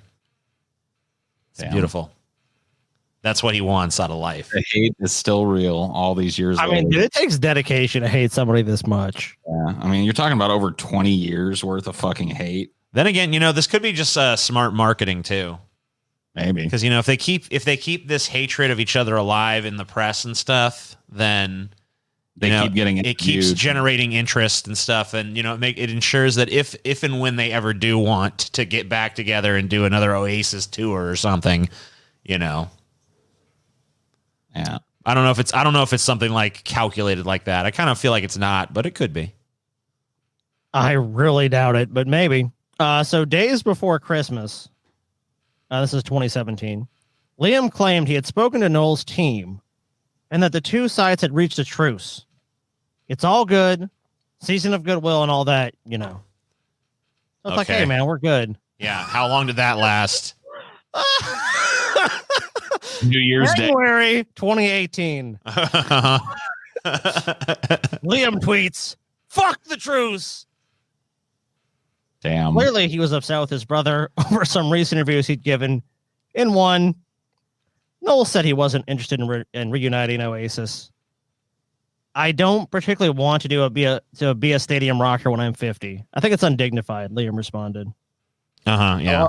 And then Liam responded, it's a lot more undignified to be supporting the undignified in stadiums.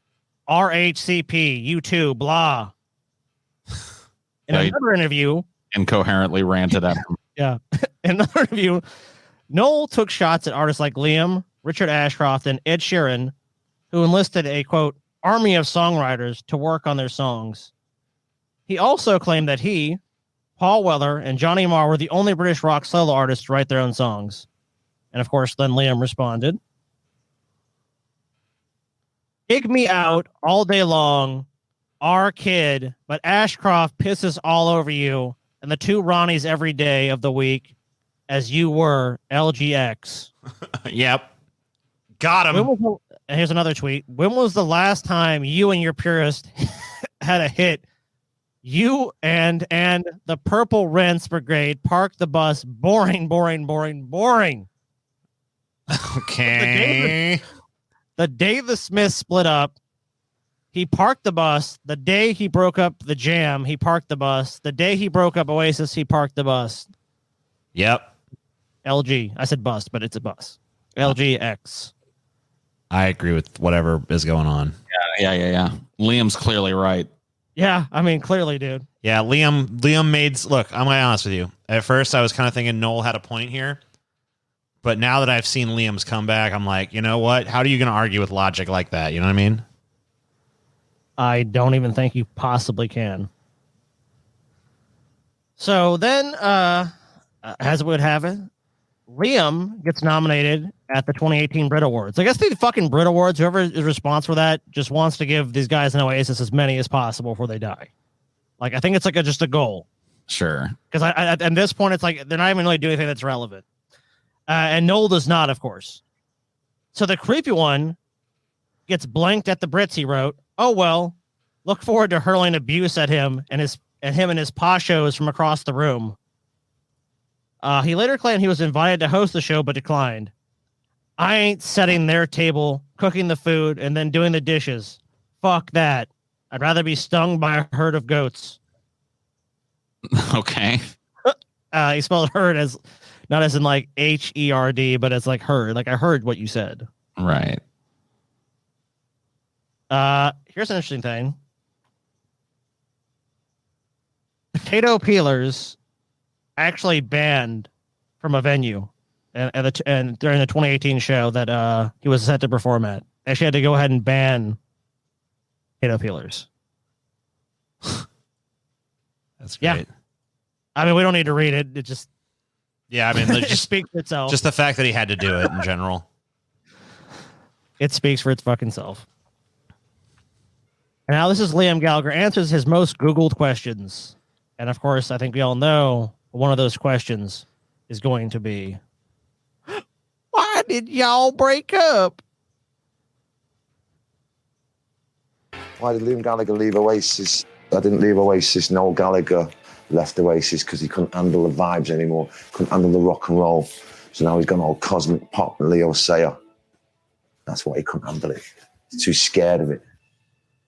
Couldn't handle the rock. All right. Yeah. He couldn't fucking handle it, gentlemen. I couldn't let his teeth fucking scared of it. He's a little pussy ass fucking wanker bitch. 2019. 10 years the band's been broken up at this point, or that point, and still it goes. And guys, I can actually end this episode on a positive note. Awesome.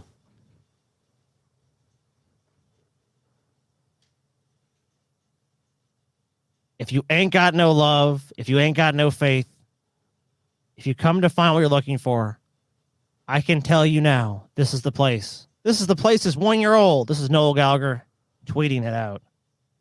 Here's Liam, of course. Here's another quick reminder of how shit I've become. And this is from, 8 days ago is the time of we're recording this episode. In case you guys were wondering, the feud continues on. Damn. I love it. That's beautiful. Has this high flying birds shit had any success at all? I mean, like, does it sell albums? Like, does anyone? I mean, I'm sure it does. I'm sure he makes money doing it. Like, I mean, does anyone buy it? Like, I guess I'm sure that it sells in like Great Britain and shit. All right, so the most recent album they put is like "Who Built the Moon." Yeah, I'm trying to figure out how critical commercial performance. Who Built the Moon debuted at #1 in the UK albums chart with 78,000 album equivalent units, making it Gallagher's 10th #1 studio album as part of both Oasis and Noel Gallagher's High Flying Birds. So I guess it sells pretty well in the UK. I don't know. Yeah, they're basically just big in the UK now. Okay, so yeah, it's #1 in the UK. And I guess it sells okay in America too. It opened at like #2. Well, no, that's independent albums. Alternative rock. What was it? What did it actually chart at in the US? Just like it opened at number 48. So yeah, they sell well in the UK. They sell well in the UK, but TJ, the episode is not quite over yet. Oh shit. Okay. You guys thought we were through, did you? I thought we were through. We're done. You guys thought let's pack this shit up. Well, yeah. How could we think such a thing when you said I can wrap up the show on a happy note, Scotty? Paul, because maybe I fucking tricked you. Just like I tricked you guys. Because I'm in your head. I'm in your head, Paul. Right there now. Man, playing table tennis in your fucking brain. Got it.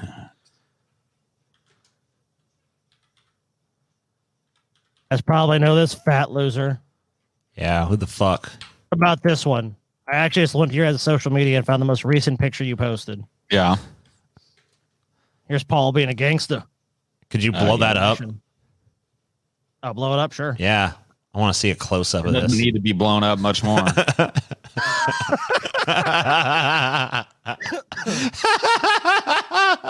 the fuck? You giggling about, TJ, because you were never this gangster once in your life? That's why, yeah. I was just like, wow, I was just overwhelmed by the gangsters.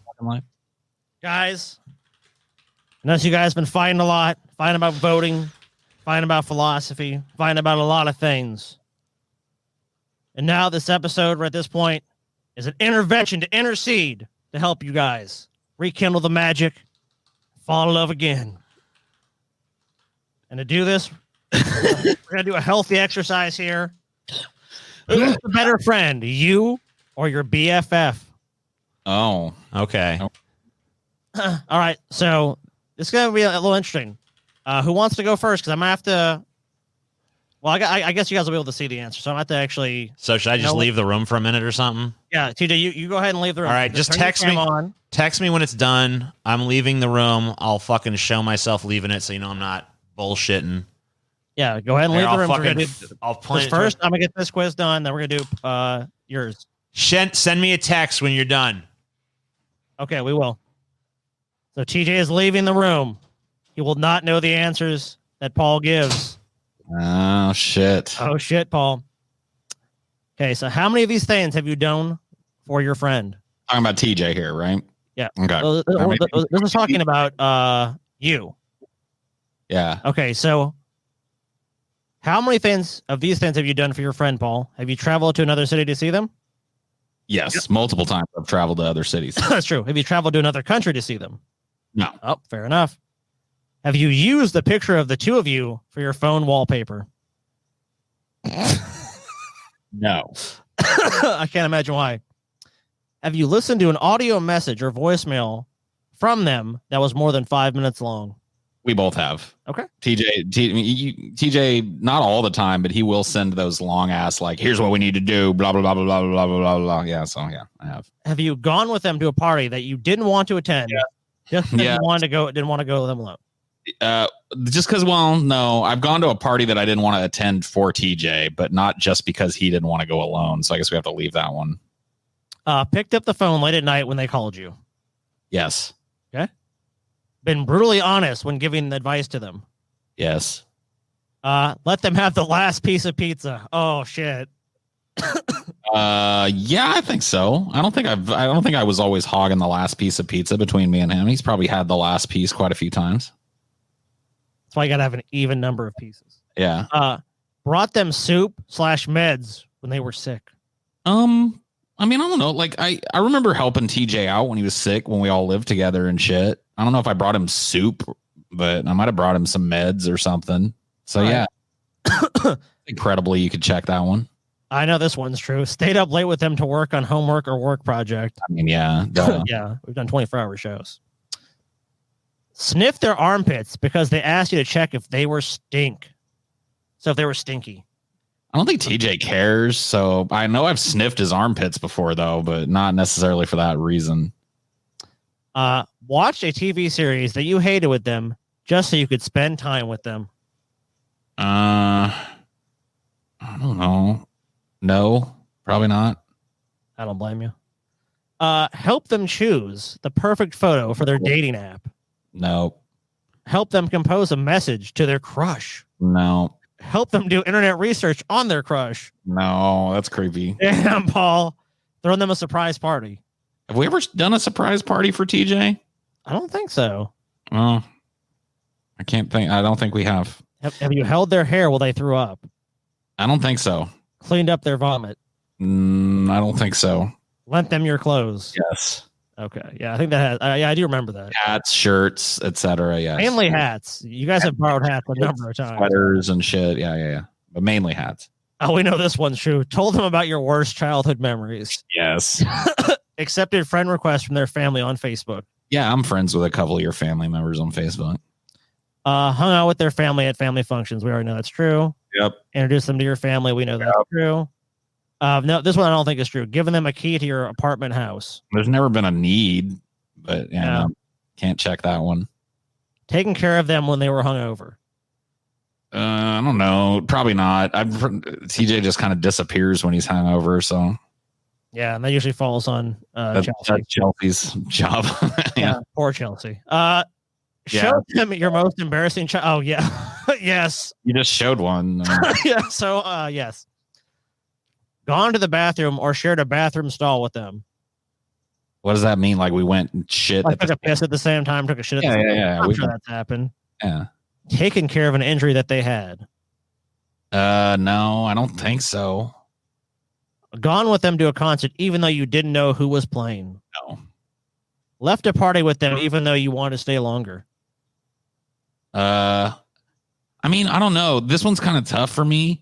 Like when we all left the DP Columbus meetup at what you call it. Oh yeah, I remember that. Yeah. Like I went with TJ to make sure he got home because he was fucking stumbling drunk, and I was, I probably could have stayed longer. So yeah, check it. Yeah, you know what? That is true. Remember, I got you and him both fucking Ubers and shit. I needed one. Lent them money and never asked for it back. I don't know. I don't keep track of shit like that. So who cares? Lied to cover for them. Yeah, probably. I'm sure that happened. I can't think of a specific incident, but I'm pretty sure I've done so. I'm pretty sure that's happened too. Eating off the same plate as them. Yeah, that's definitely true. I mean, maybe not like a whole meal, but we've definitely like tried each other's shit and like off, whatever. Oh well, sure. I mean, that's normal, right? Told them they have food in their teeth. Yep, that's definitely happened. Taken hundreds of photos of them, so at least one would turn out well. No. Are you sure, Paul? No. Help them analyze a message they got from their crush or their significant other. No, I don't think so. Giving them your phone so they can help you answer a text.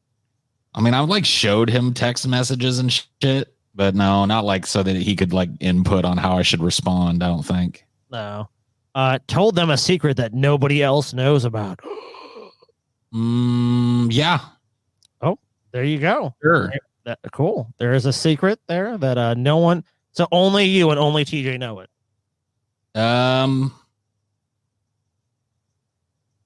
Yeah. Okay. Well, there you go. There is one then. Been there for them during a breakup. I don't think TJ's ever been single since Paul's known him. No. Since I've known TJ, like been friends with TJ, he's been with Chelsea. So I have not nursed him through a breakup. I don't think he's been through one. I think he and Chelsea had just gotten together when I started coming around. So yeah. So no. Planned your future with them in mind because you know you'll always be besties. I mean, I don't know if I agree with the end of that, but yeah, planned my future with TJ in mind for sure. So check it. Check it. Check the results. How good of a friend am I? 20 out of 40. You're a pretty good friend. You better don't let TJ cheat on this shit. If you know some shit is spurious, because he's going to want to check as many. Oh, no, dude. Do you think, let me ask you a question, Paul. What? I'm going to get on camera, so obviously you can see me as I say this to you. Do you think that I'm going to let TJ have a fucking pass on anything? Okay, good. I'm just making sure. I mean, like, look, dude. No, I understand. But believe me, there ain't no fucking way that TJ's going to get a pass. I'm going to go ahead and shoot him a text. Okay. Come back in the fucking room. We ready for you, my friend. I will leave the room so that I don't influence him so that he has an even keel. You know what I mean? All right. Let me go ahead and say retake quiz. So everyone knows 20 out of 40. Yep. So you guys just text me when he's done. Okay. All right. TJ, come back. All right, Paul, we'll shoot you a text in a minute. Yeah. I'll wait until he's back in the room so you don't have to sit here by yourself. All by my lonesome. I don't know what I'll do. TJ, come back. You can blame it all on me. Come on, TJ. Dude, he's fucking probably picking lint out of his belly button or something. Yeah. And I'm not actually even being facetious. Like TJ literally does that. Paul, you can attest to that as well. Yeah. Traveled to another city to see them. I wonder if TJ's ever done. Yeah. I guess you guys came to Madeira and you wouldn't have otherwise. So yeah, that's true. Well, you know what? We not even the Madeira thing. We all went to LA. Yeah, but we were there for a business thing though. We were there for a meetup. Well, yeah, but but TJ did. The main reason I think TJ really wanted to go was to meet you. At least from that, because like that was my perspective on it. Was like, oh, Paul. You're talking about the LA the DP LA meetup? Yeah, the DP LA. Like, oh, dude, like the first one. Like, yeah, like because I think that was the first time we met you, right? Yeah. So yeah, so I do think he can say that. Yeah. Okay. Fair enough. Fucking TJ, what are you doing, TJ? Yeah, what's taking so goddamn long? He decided to take a fucking 30-minute shit. You think it was going to take that fucking long? TJ, come back. All right, let's call him. TJ. Stop fucking around on your phone, TJ. Stupid ass TJ. Yeah, TJ, yeah, man. TJ didn't just stand by just waiting, dude. He was fucking doing some other bullshit. Cooking some food or something. He's pretending like he can't answer his goddamn phone. Oh, TJ, dude. Are you fucking for real, man? You wander off. What an idiot.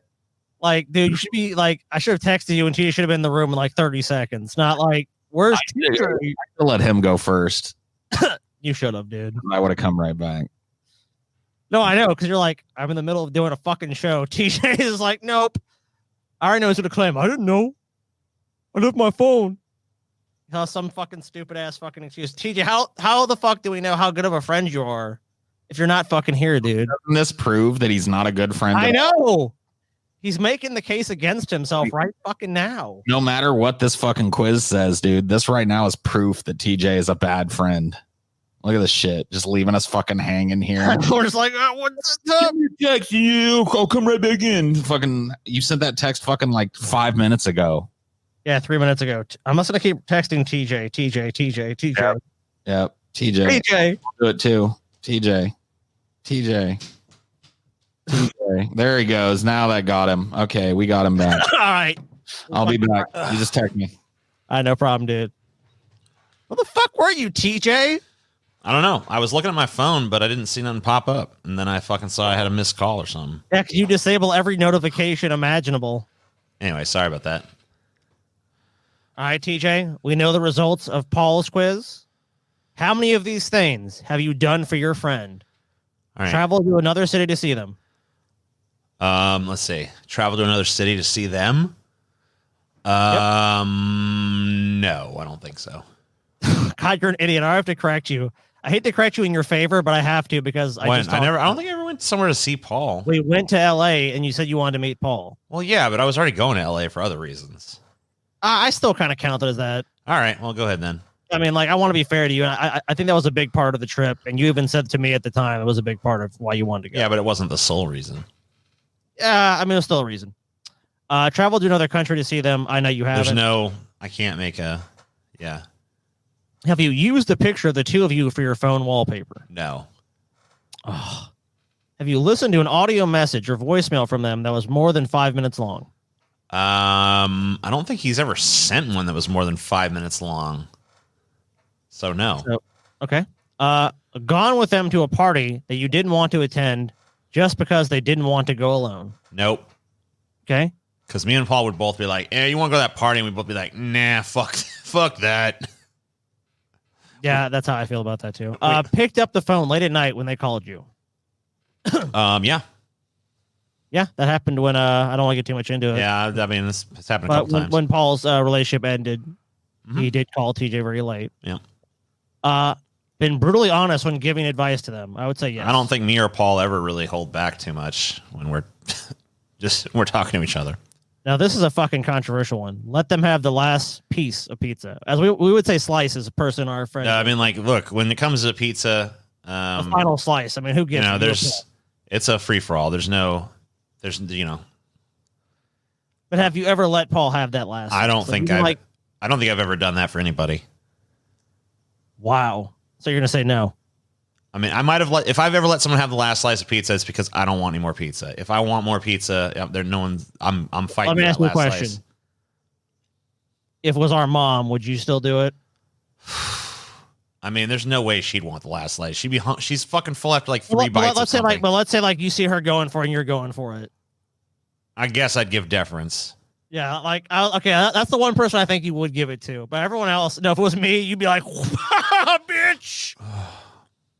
Yeah, I might break off the crust for you or something. Yeah, drop it on the ground like you Gerald Nick it. Like, here you go, Scotty. You hungry still? I want some fucking pizza. I never brought him no soup. Yeah, never done that. Stayed up late with them. I know you've done this one. I've done that. Yeah, we've definitely done that. Have you ever sniffed their armpits because they asked to check if they were stink. Stink. Do I stink? I think I did sniff Paul's armpits, but it was because he claimed that he did not stink, and I have to say that he did not stink. So I mean, it was like, but he was like, wow. It was to prove the claim that he does not have a body odor, which I think that qualifies though. Okay, well, go ahead. I really do because he said, "Hey, check and see if I stink," and you said no. Well, I feel like it was more like me throwing down the gauntlet of like, you're full of shit. You fucking have some body. But did he odor. offer the hey, smell then? I don't remember I mean, maybe. I'm guessing he had to because I don't think you just be like, "Come on, Paul," and like just. Yeah, I didn't like force my nose. I'm like, I'm gonna fucking smell then, you know. So I guess I probably. think that one qualifies. Watch a TV series that you hated with them just so you could spend time with them. No. Yeah, I don't think either of you would do that. Neither of us are too amenable to that circumstance. Help them choose the perfect photo for their dating app. No. Yeah. Help them compose a message to their crush. No. Help them do internet research on their crush. What? Creepy and no. You guys both had the same response, and I thought the same. Have you ever thrown them a surprise party? Have you ever thrown Paul a party? You know, Paul. I don't think so. I don't think he really likes parties that much. Yeah, I mean, I think throwing Paul a party is, you know, he's not like. I'm not saying Paul could never get down with a party, but he's really not much into that. The only party that I know, Paul basically likes to party after the meetups, and sure. he has like there's like family parties. They're like traditions that like have just been a part of his life for him for so long that he likes those. Yeah. But beyond that, I've not heard Paul like, man, dude, let's go to a party. Like, it's not really Paul. Held their hair while they threw up. I think you did. I didn't do that. Some other people did that for him. I actually made him throw up. So I think that should subtract. Hey, did you clean up his vomit though? No. Okay. Lent them your clothes. Yeah, I feel like I have. You guys definitely have the hats at least. Told them about your worst childhood memories. Yeah, we've both done that shit, I feel like. Accepted friend requests from their family on Facebook. No. Yeah, I don't think any of us really use Facebook too much. Yeah, I did hang out with their family, and yeah, that one. Yeah, we went to Madeira. Yeah. Introduced them to your family. I know you definitely have. Yep. You know what? Paul didn't give himself credit for this one. Give them the key to your apartment or house. We shared a house, so Paul did have the key. Yep. So you know what? I have to give him one more additional point because we're being dumb and thinking of our modern living situation. But a couple years ago, when we all lived together, we did have the same key. Taking care of them when they were hungover. Nope. Yep. Paul's kind of wanted to be up by himself chilling, and I feel that completely because I don't want to be around anyone when I'm fucking hungover. Showed them, of course. Yes. Oh yeah, we've us. both done that. Gone to the bathroom or shared a bathroom stall with them. I'm pretty sure that's happened. Probably. I don't know. In a public setting. I never shared a stall with them, but you know, we've probably gone to the bathroom together at the same time. I don't fucking remember it, but even if we haven't, it's not like we wouldn't. So taking care of an injury that they had. I don't think so. I mean, Paul's a fucking grown man. Have you ever kissed Paul's bobo for him? Oh, Paul, let me help you put a Band-Aid on it. Do you have a bobo? What does it hurt? Right here. Right here. It's like, what the fuck? Right I'm not here. gonna fucking. I'm not. Come on, I'm yeah. not a No, it's nurse. not gonna Okay. happen. I mean, if Paul's arm was dangling, it was like, put pressure on the wound. You know, yeah, I'll do that. DJ, please help me. Oh, you know what? You know what? I did fucking help him out after his fall.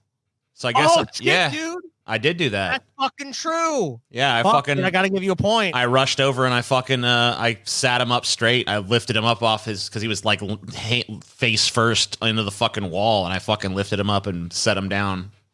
Dude, you were fucking 100% So, right. you're right. So I gotta give you a check. So actually, I have done that for him. How about gone with them to a concert, even though you didn't know who was playing? No. Okay. Left a party with them, even though you wanted to stay longer. Nope. Damn. Lent them money and never asked for it back. No. Lied to cover for them. I'm pretty sure that has happened. I don't remember a specific instance, but it probably has happened. I know some, but there you go. I don't want to get into there all you that. go then. Eating off the same plate as them. Not, yeah, but probably against his will. Like I fucking steal shit off other people's plates because I'm just a gluttonous fucking bastard. But yeah, I don't think you've ever stolen anything off my plate. Oh, I'm subtle. Nah, you haven't stolen shit, dude. I'm subtle If you about steal it. some shit off my plate, dude, I'll knock your ass the fuck out, TJ. Don't ever touch my fucking food. Let me tell you right now. Don't ever touch my food, motherfucker. I would never touch food while you're looking. All right, fair enough. I don't know about it. Ignorance is bliss. Told them when they have food in their teeth. Of course, we've all done that. I mean, I think I've probably done that. Oh, you got a big ass piece of fucking lettuce in your teeth, man. Come on. Taken hundreds of photos of them so that at least one would turn out well.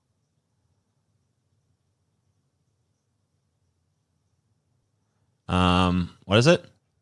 Taken hundreds of photos of them so that at least one would turn out well. Like If I'm taking a bunch of photos of Paul, I'm trying to get the worst photo. So Yeah, no, yeah, you no. can't give me credit for that. Have you helped them analyze a message they got from their crush or their significant other? Paul's an intelligent enough person that he can analyze his own shit. If he wants my help, he'll ask for it. Giving them your phone so they can help you answer a text. What kind of fucking mental invalid bullshit is this? I can fucking answer my own texts. He can answer his. Scientific fucking quiz, dude. If you don't like science, fine. No, we don't fucking we don't need to put our heads together to respond to a text message. All right, well, fair enough, TJ. You can just say fucking no. No. Okay, thank you. How about told them a secret that nobody else knows about? I don't think so. No, I don't think so. Been there for them during a breakup. Yep. I've done that. Planned your future with them in mind because you know you'll always be besties. I mean, yeah, I try to include Paul in my plans. There you go. And you both answer that one the same. Let's see the results. Oh, shit, TJ. It says I'm pretty dude, good. The results are fucking in. The results are fucking in. Oh, shit. The results are in. Let's get Paul back in here, please. Let's get Paul back in here before we can announce the people watching at home. Actually, right now, know the results, TJ. They know what just happened. But I don't know. You and Paul right now are ignorant. Ignorance. You don't even have to waste the text message. I was listening to make sure TJ stayed honest. You ignorant. I just pretended to leave. Oh, shit. I came back for the last 2 questions. Ignorance. We took this scientific quiz, ladies and gentlemen, and you guys already know this at home, but So who's better? TJ, you checked 18 out of 40 on this list. Paul, you checked. Cut to commercial. Now we're back. Paul. I'm sorry. I was thinking of Hell's Paul, you checked 20 out of 40 on this list. You, sir, are officially, scientifically, unequivocally a better friend to TJ than he is to you. God damn. That's not the one I wanted to hit. Hold on. There we go. You know, I bet you. I mean, Paul must have been lying his ass off when he was filling out because Paul ain't done shit for me, man. Paul ain't done shit. Dude, no, man. I was honest. I answered every one of them honestly. Look, guys, I don't want look. Damn. Point of this is not further division. We need to end on a happy note. Let's find out which Disney duo describes you and your best friend. Oh, okay. So you guys have to answer this together. Oh my God, really? There's more of this? Yes. This is gay. You guys are coming together, man. This show's already 2+ hours. What the fuck? All right. I got to do an abandoned hope tonight. I mean, all right, fine. Let's do it. Nah, TJ, this episode's not over yet, man. This is Okay, a therapy it's session your for episode. TJ. You can keep us hostage for as long as you want, I guess. Next episode I do, Question I'm just number gonna one. fucking Remember, keep you doing guys have fake to it. agree on these answers. This is like, is this the return of the king of fucking DFF episodes where you keep thinking it's over, but then there's another fucking. I don't know what you're talking about. Yeah, I Let's don't keep know. going, TJ. So how Is this the long- last thing? Is this still legit? No, this is not. There's one more thing after this. There's just What? one more thing. Jesus fucking Christ. There's one more thing, guys. It's very important, guys. It's like a 3.5 hour episode. Okay, at this so point. how long have you and your bestie known each other? Look, guys, my think about quick. A few years now. Yeah, you was a few years. Guys, let's go as quick or as slow as you want. All right, let's just get through it. On we plow. Friendship. Which Disney song? Hakuna Matata, You Got a Friend in Me. That one. You got a friend. I want to be like you. You'll be in my heart. Friend like me. You got a friend in All me. right, go with Paul's answer. It's fine. You got a friend in me.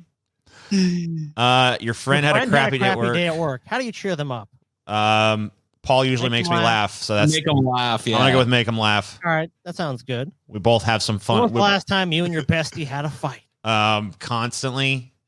A week ago. I prefer the word right now. I would say I would prefer the word bicker, honestly, because we don't really fight so much. It's just like you're fucking wrong about this trivial piece of pop culture minutia, you fat fuck. How similar are you and your BFF? We're I love so the different. Wow, it's binary. Yeah, it's like so we're fucking so completely opposites, or we're practically the same Yeah, person. you guys are the opposite of the Professor- same. Which one? I think we're more similar, so I guess we have to go with that side. You're practically the same person then. Thank you. We're just clones of one another. You've been reduced down. I'm just Paul too. You know what? This is a happy episode. I just found out that I'm yet again an uncle. Whoa, Just now, okay. I got the text. So, Cool. Oh, congratulations, Paul. Uncle Paul for the how many? What's this? 20th time? 55. This is This is got a lot of nieces and nephews, and I got another one now. All right, Well, cool. that's good to hear, especially all the crazy things going on in the world, man. That's awesome. What's one? What's thing? one thing you love about your best friend? Their sass, their loyalty, Sass. their brutal honesty, their patience, their ability to keep my secrets, their authenticity. For Paul, I'd go with sass. I don't know. My sass? Yeah, he's a sassy guy. Sass? What am I, like a little redheaded chick that hangs out at the bar or whatever? Yeah, you got sass. I don't know what to tell you. You're a sassy man. Sass?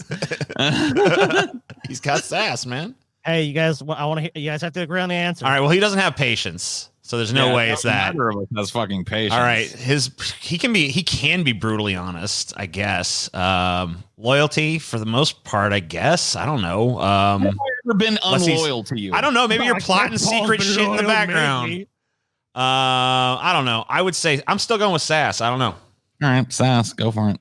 TJ's a sassy fucking piece of shit. Continue Too. this quiz. Jesus. All right, is it done? No, it's a multi-pager.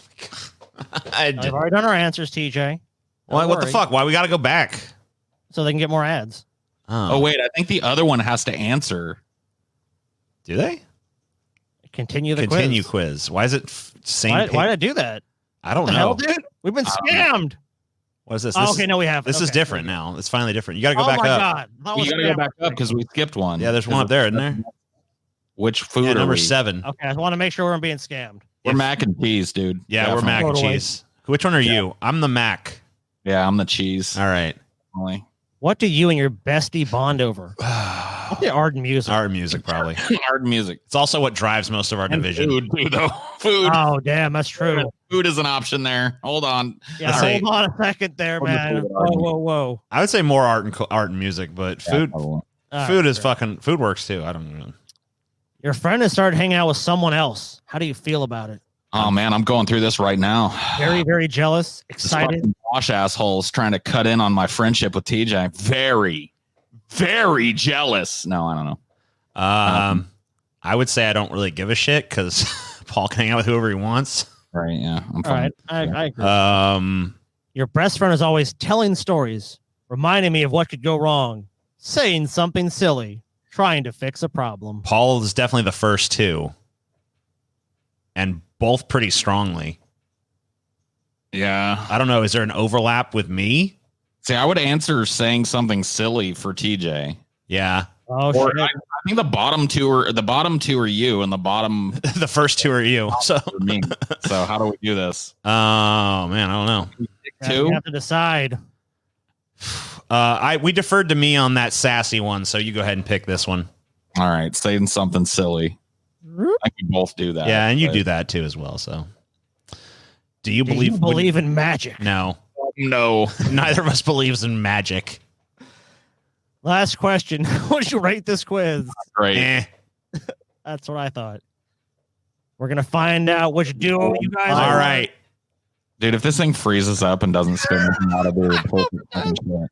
You guys are Woody and Buzz Lightyear. Cool. There you go. Who's what? Who's who though? I think I don't know. And you're Buzz, or you Buzz, and I'm wait, yeah.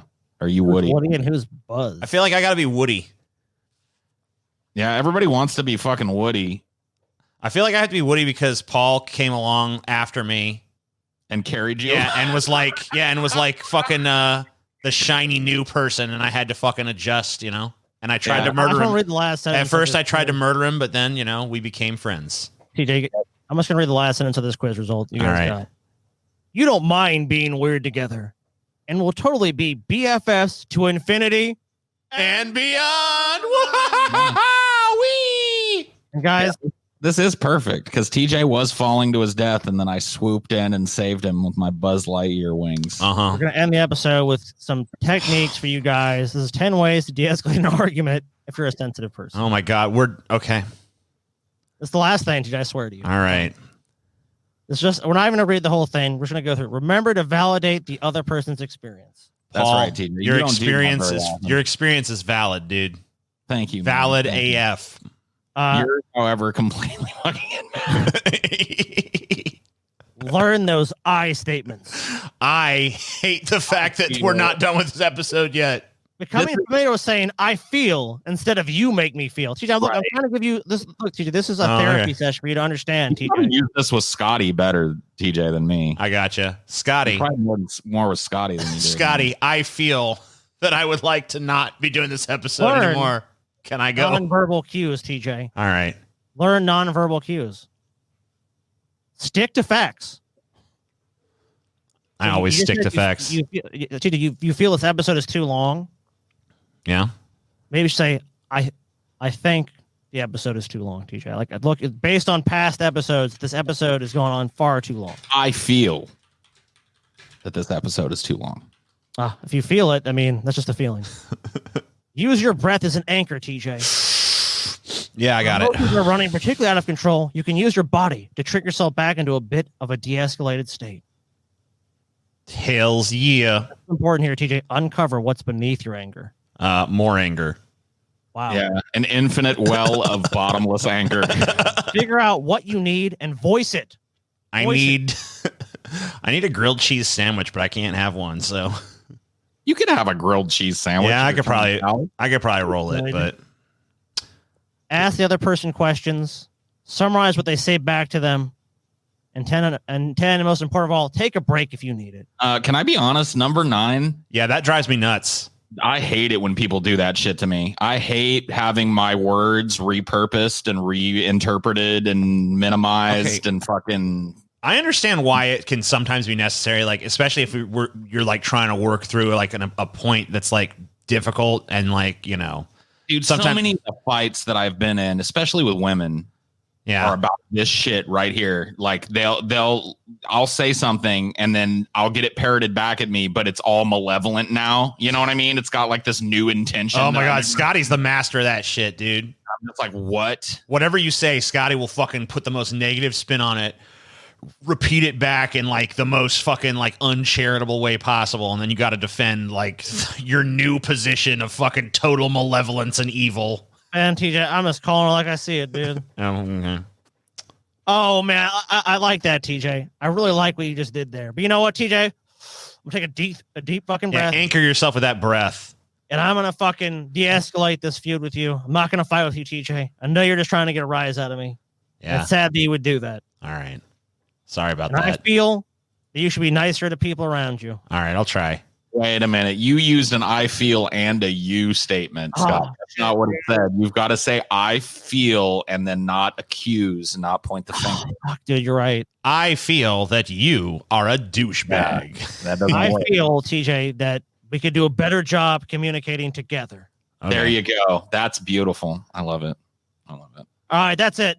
That's all. All right. You guys feel cured? You I'm guys cured. feel Oh restored? my God. I fucking I feel so much different now. Maybe you fighting boys will start to simmer down now. It's all the giant different. rift that apparently was in my friendship with TJ that I didn't know about is completely. It was, dude. Yeah. crazy It's all how that- done. It didn't even leave a Oops. scar. Sorry. Beautiful. All the better. You're healthy. That's it. Good night. So long, farewell, auf Wiedersehen, goodbye. Big Fat Friday.